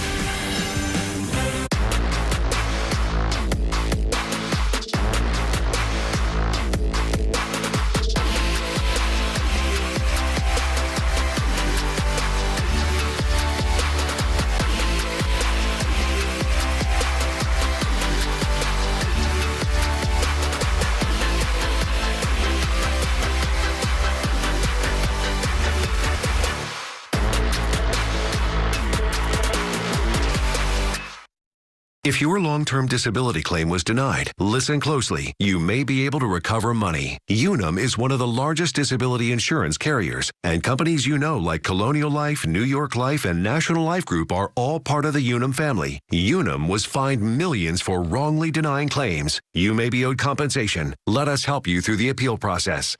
Call Sokolov Law at 800-561-3905. That's 800-561-3905. I'm a non-attorney spokesperson. Today's game is brought to you by the following State Farm Insurance Agents of Louisiana. Give them a call today for home, auto, and life insurance quotes. Chase Dardar in New Orleans, Mitch Mula and Brian Moe in Baton Rouge, and Mike Toops in Geismar. Brian's Furniture is home of the Mailbox Guy. Hundreds of cast aluminum decorative mailboxes in stock ready for pickup.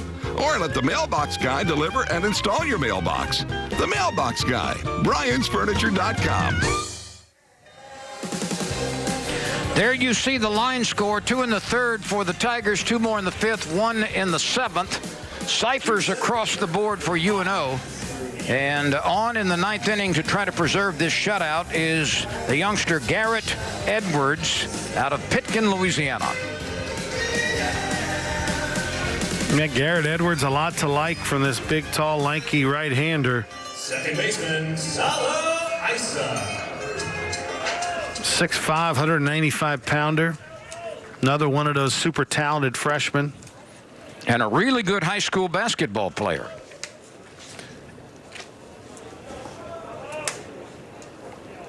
Salo Isa is 1 for 3. He lifts a fly ball to shallow center field. Drost is coming on. Oh, I beg your pardon. That's Bianco who went into center field. You know, Paul Maneri told me something interesting about Bianco before the game. He said he might be, you know, up there with DiGiacomo as far as defense in center field. He said that he is outstanding defensively. Clearly, he's played some shortstop. We saw him do a nice job over there. You know, probably didn't have the range that a super special shortstop has, but he makes all the plays. So that guy can play anywhere on the field and be a very good player defensively. Hudson Laborde has grabbed a bat for the Privateers. So Laborde is batting for the first time with 1 out here in the 9th. He was overpowered by Garrett Edwards. Pitkin High School, west of Alexandria. Won multiple baseball championships, multiple basketball championships. Class B, Class C? Not sure which. B, I think. They got a pretty good baseball coach over there right now. J.C. Holt, that baseball coach at Pitkin. I thought he was at Oak Hill. He graduated from Oak Hill, but then I'm thinking of his previous coach at Oak Hill. Dobie Perkins. Yes. No, but you know, J.C. went to Oak Hill, but then he coached at Menard High and then ended up leaving Menard going to Pitkin. You know, people don't remember that he had one of the greatest offensive seasons ever at LSU. He was just 2 hits. 375? Well, he was like 2 hits short of 400 one year. Oh, really? He's a great hitter. That's a knock into right center field. Bianco cuts it off. So Laborde comes off the bench and with a nice stroke singles into right center.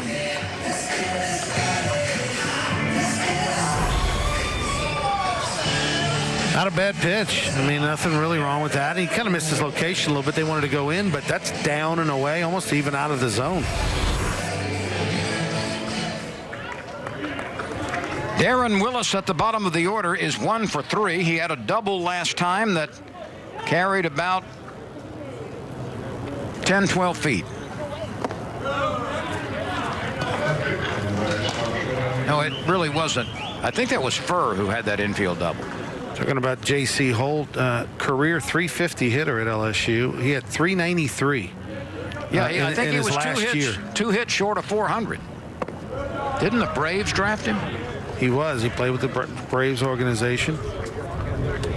Had a sophomore slump. Hit 349 his freshman year, then hit 299 his sophomore year, and then jumped up to 393.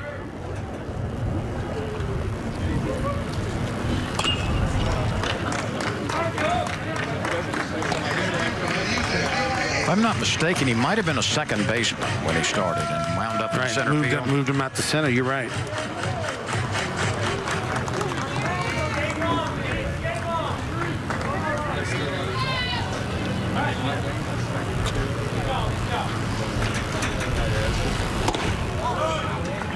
Too much heat right there for Darren Willis, making his 150th consecutive start.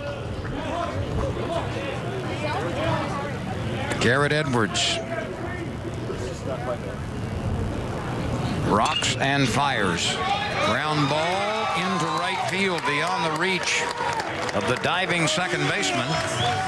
Back-to-back singles by Laborde and Willis. UNO doing a good job of hitting behind the baseball because, you know, Edwards has got great stuff. I mean, he's 92 right now, but they're hitting the ball hard the other way and finding some room. Gage Howard lined out to the second baseman last time. He's 1 for 3 with a walk. Let's see if Edwards mixes in some other pitches. He's been pretty much all fastballs here. That one's on the inside corner at the knees for a strike.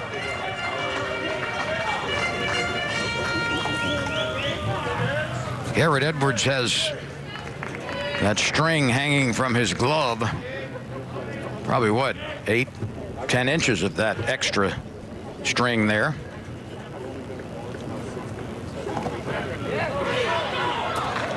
The runners will not move, trailing 5-0.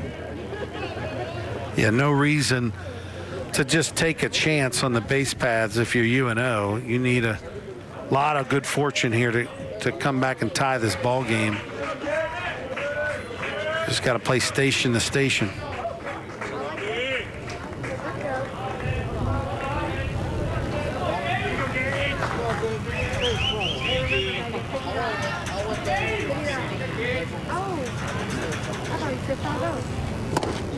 That's a wicked breaking pitch. That was a very good slider.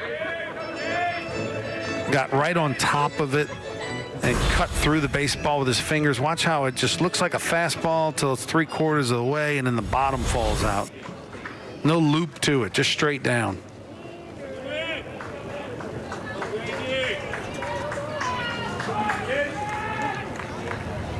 The 1-2 pitch. Did it again, same pitch. And got it in under the hands for the strikeout. That's the exact spot you want to throw to a lefty. You want to get down underneath the bat, down and in kind of towards that back foot. And that is perfectly executed. I've got 12 strikeouts unofficially for UNO. And that's been verified. 14 times LSU has struck out, which is the most this season. The previous mark for strikeouts was 12 against Air Force.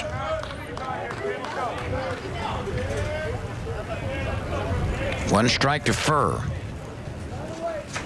Caston has struck out, singled, rolled out to Morgan, and had the infield double. Yes, that is correct. He popped the ball up the first base line.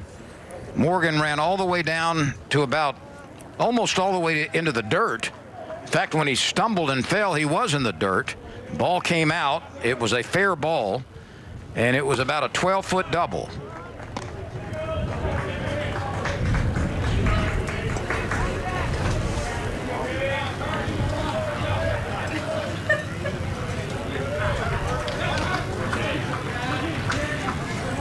Garrett Edwards trying to finish it off. He's got a count of a ball and 2 strikes. A number that Edwards picks up, steps, delivers, and Morgan avoids the collision there and holds on for the out. So the Tigers win it, and they shut out the Privateers. Edwards, nice job fielding his position right here to throw. A little dangerous up the line. You don't want to see Trey Morgan get hurt in a midweek game on the last play in a 5-0 lead. Looks like he got his knee clipped and foot clipped just a little bit, but as I'm watching him shake hands with his teammates, he's okay. This is the 3rd shutout posted by LSU this season. Nichols went down 14-0. Oral Roberts was defeated 12-0. And tonight, LSU beats UNO 5-0. We'll come back and pick a player of the game and then say goodnight. The final score from New Orleans, LSU 5, UNO 0.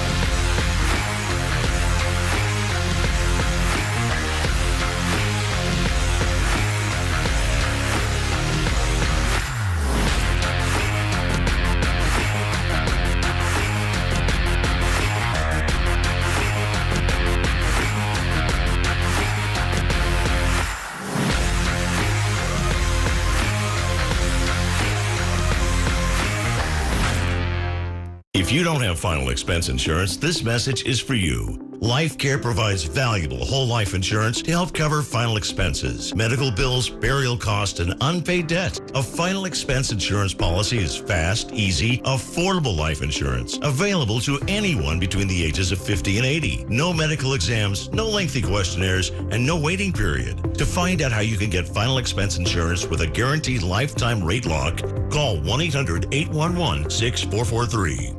We all know that movement is like medicine, but getting the movement you need to feel better can be a challenge. Now you can keep fit while you sit with QB, the world's leading compact seated elliptical. QB gives you active sitting, letting you burn calories and keep moving in an easy and low-impact way, all while you work, read, or watch TV. QB was named a top 10 gift by Time Magazine and has been featured all over the world. It's whisper quiet while it works your abs and core, hip flexors, glutes, quads, hamstrings, and calves. QB is a lifesaver for me. Here's your answer to your problem. I feel young again. Join the hundreds of thousands of people moving more with QB. Call to find out how to get your QB with free shipping and a 30-day completely risk-free trial. You'll also get this QB workout mat free. Now keep fit while you sit with QB.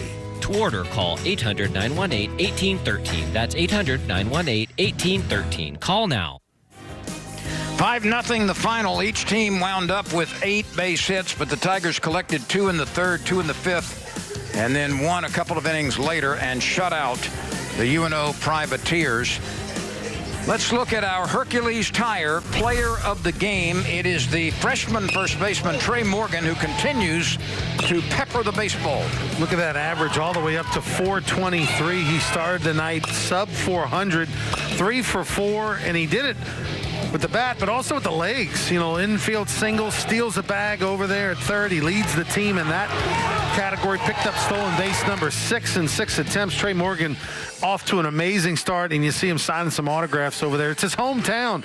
He went to Brother Martin High School, a couple miles away from the University of New Orleans, and it's got to be a fun moment for him as a freshman to be back home and play such a good game. He leads in batting average. He leads LSU with a number of base hits. He leads LSU in runs batted in. Dylan Cruz also had a couple of base hits. Cade Beloso added 2 base hits as the Tigers got it done tonight, 5-0. An excellent pitching performance coming from the starter, Ronnie, who went 5 innings for the first time in his LSU career. Will Helmers was really good. Walked only 1, struck out 6, and scattered 4 hits. UNO only 1 for 17 with runners on tonight. LSU's bullpen was amazing, and Tigers with a great pitching performance as a staff.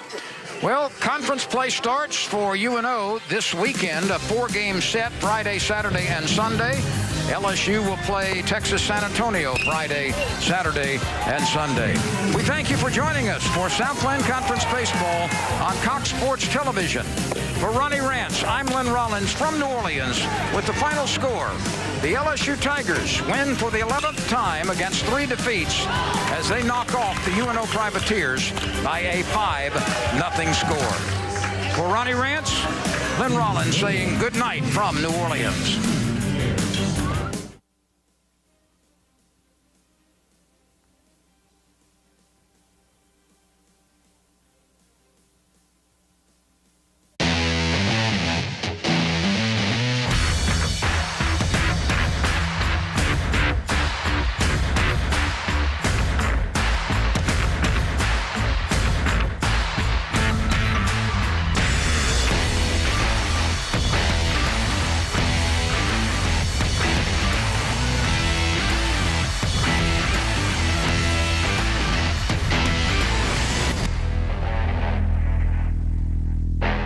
Do you owe more than $10,000 to the IRS? If so, you may qualify for the IRS Fresh Start program, so you won't have to make any payments to the IRS. That's right. If you qualify for the IRS Fresh Start program, you won't make any IRS payments once you are accepted. Once you're in the IRS Fresh Start program, the IRS will stop all harassing and threatening collection activities. Call Fidelity Tax Relief at 800-430-2910 to see if you qualify. 800-430-2910.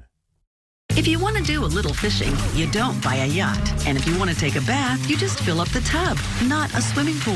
So if you don't use your cell phone that much, why pay for more than you need? For as low as $20 a month, you can get talk, text, and data from Consumer Cellular with no contract and connections on the nation's largest wireless networks. It's easy to switch. Activation is free. And if you like, you can even keep your phone and number. You'll also receive award-winning customer support. Consumer Cellular has received the J.D. Power Award for highest customer service 10 times in a row. And you get a simple, easy-to-understand bill with no surprises. Plus, they've been an approved AARP provider for over 10 years, so members get exclusive discounts. Start saving with Consumer Cellular. You can get talk, text, and data for as low as $20 a month. Switch today and get a $50 credit on any new line of service. Call 1-800-929-3602. Go online or find us at Target.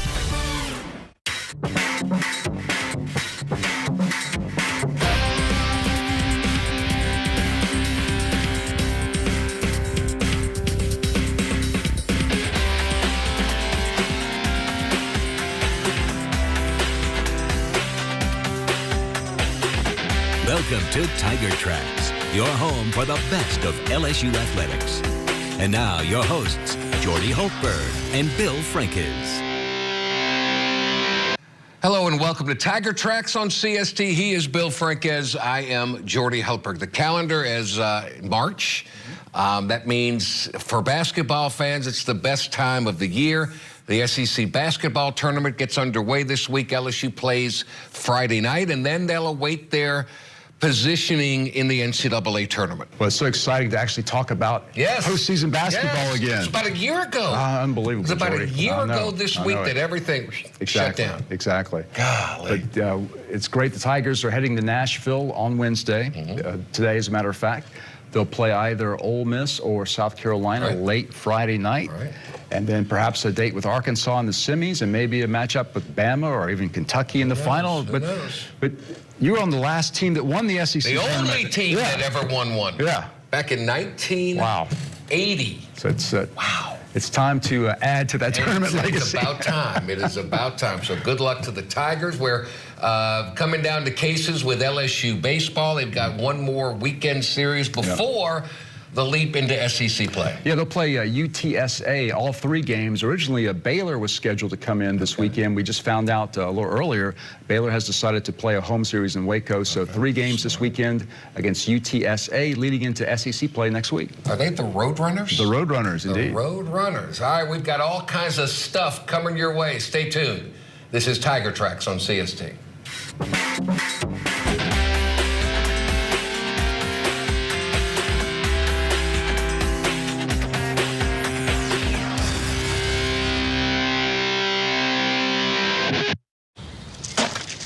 You need more layers, diagonal layers. I got it, Ron. Thanks. Leave him alone, Dad. Oh, honey, you should use ice blocks instead of cubes. No, Bud Light Seltzer goes on top. Diagonal layers. Did you feature the Bud Light lemonades? Need more ice. And diagonal layers. I mean, if you're going to do it right. I don't need my hands getting cold. Why don't you try using a Plumsky method? Brings out the citrus notes.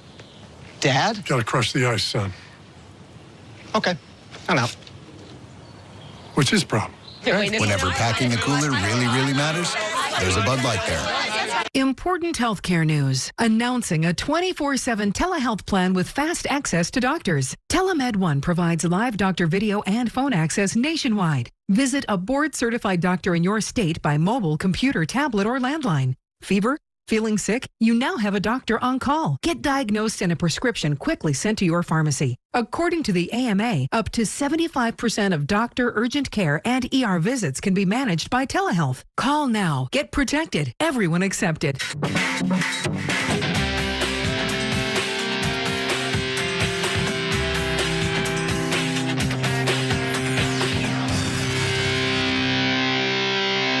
We're back on Tiger Tracks on CST. You know, if you ever play in the Catholic League in New Orleans, you have these great rivalries. And we don't like, like I went to De La Salle. We don't like Brother Martin until Brother Martin comes to LSU, and then we like him, and we got a good one at first base. Absolutely. Trey Morgan from Brother Martin High School, true freshman.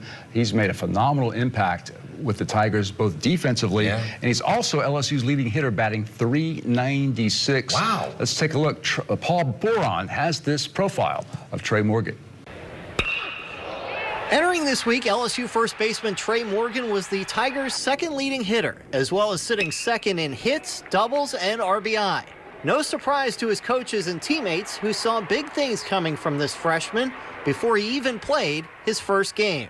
I saw him field, and I was like, okay, that's impressive, really well. And then I saw him get in the batter's box, and I was like, oh, okay, he can do that too. So, I mean, he's just a complete player, and he really brings a great great addition to this team, and he can really help us out. You're just seeing such a young kid come in and just kind of have such a mature approach to things, you know what I mean? He doesn't play like a freshman. He doesn't act like a freshman, if that makes sense.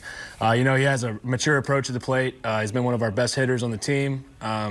Kid works extremely hard. So proud of Trey. I knew him previously coming in here, but it's just been so good to see Trey excel and do what he's capable of doing. Trey Morgan is a kid to really be excited about. Gosh, do I love this kid. I had no idea he was this good when we recruited him, but he's a tremendous ball player. His play has been a dream thus far for Palmineri, while playing for LSU was a dream for Morgan.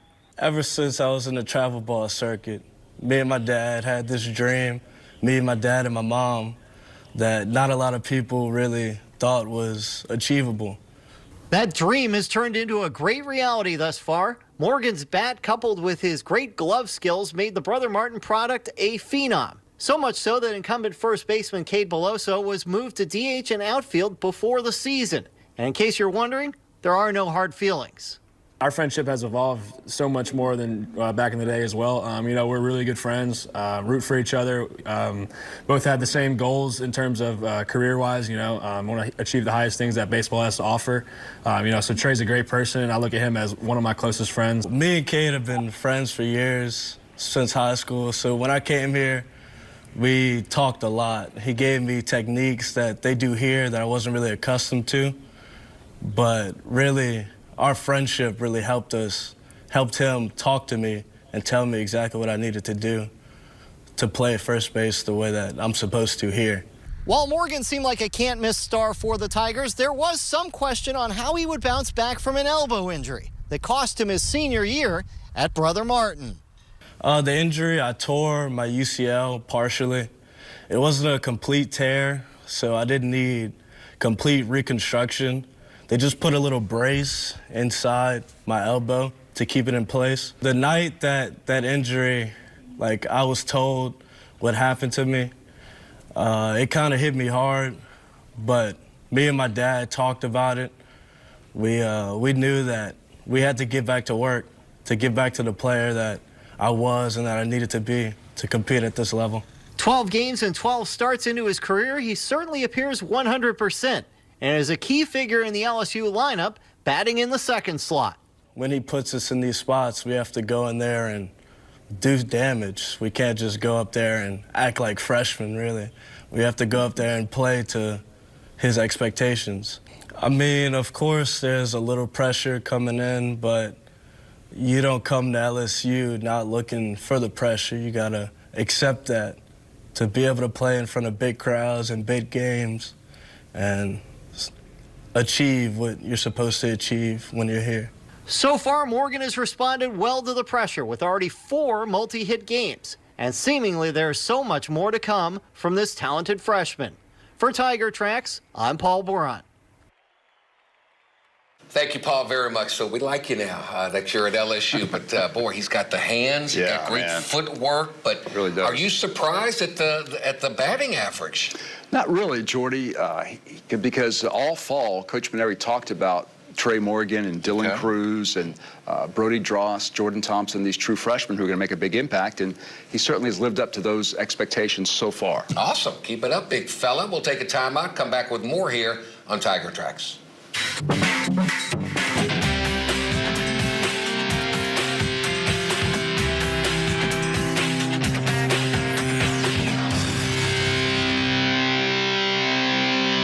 Do you owe more than $10,000 to the IRS? If so, you may qualify for the IRS Fresh Start program, so you won't have to make any payments to the IRS. That's right. If you qualify for the IRS Fresh Start program, you won't make any IRS payments once you are accepted. Once you're in the IRS Fresh Start program, the IRS will stop all harassing and threatening collection activities. Call Fidelity Tax Relief at 800-430-2910 to see if you qualify. 800-430-2910.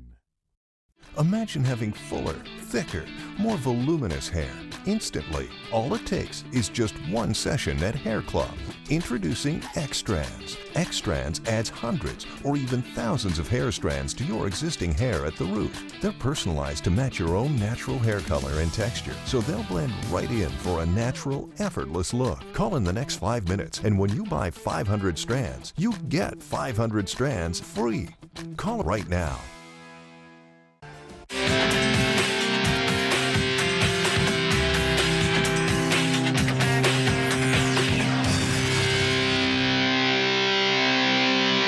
Welcome back to Tiger Tracks. By now, the LSU Tigers and the UNO Privateers have finished. What's the name of that park at UNO? Is it Maestri Field? Maestri Field. Privateer Park, of course, named for the great Ron Maestri, longtime coach and AD at UNO. In fact, Maestri coached Paul Maneri when Paul played at UNO. There you go. Yeah. Tigers are 9 up and 3 down. We got some highlights. I guarantee it's a win for the Tigers. Take a look at some of this excellent play by LSU baseball. Out of the stretch, rocks and fires. Ground ball into right field. That's a base hit. See what they do at second base. They're going to send him. Cruz comes up firing. He's got a good arm. It's right on the money, and that guy is toast. What a throw from right field by the freshman Dylan Cruz. Strikes at any count. There's the 1-2. Swung on and missed. Strike 3, and Marceau gets a pair of strikeouts To lay off. Marceau, 1-2. Swung on and missed. That's another Tabasco strikeout to the 1-2 from Marceau. Line drive, that's into left field, coming on and diving. Did he make the catch? He did. What a great play out there by Gavin Dugas to end the second inning.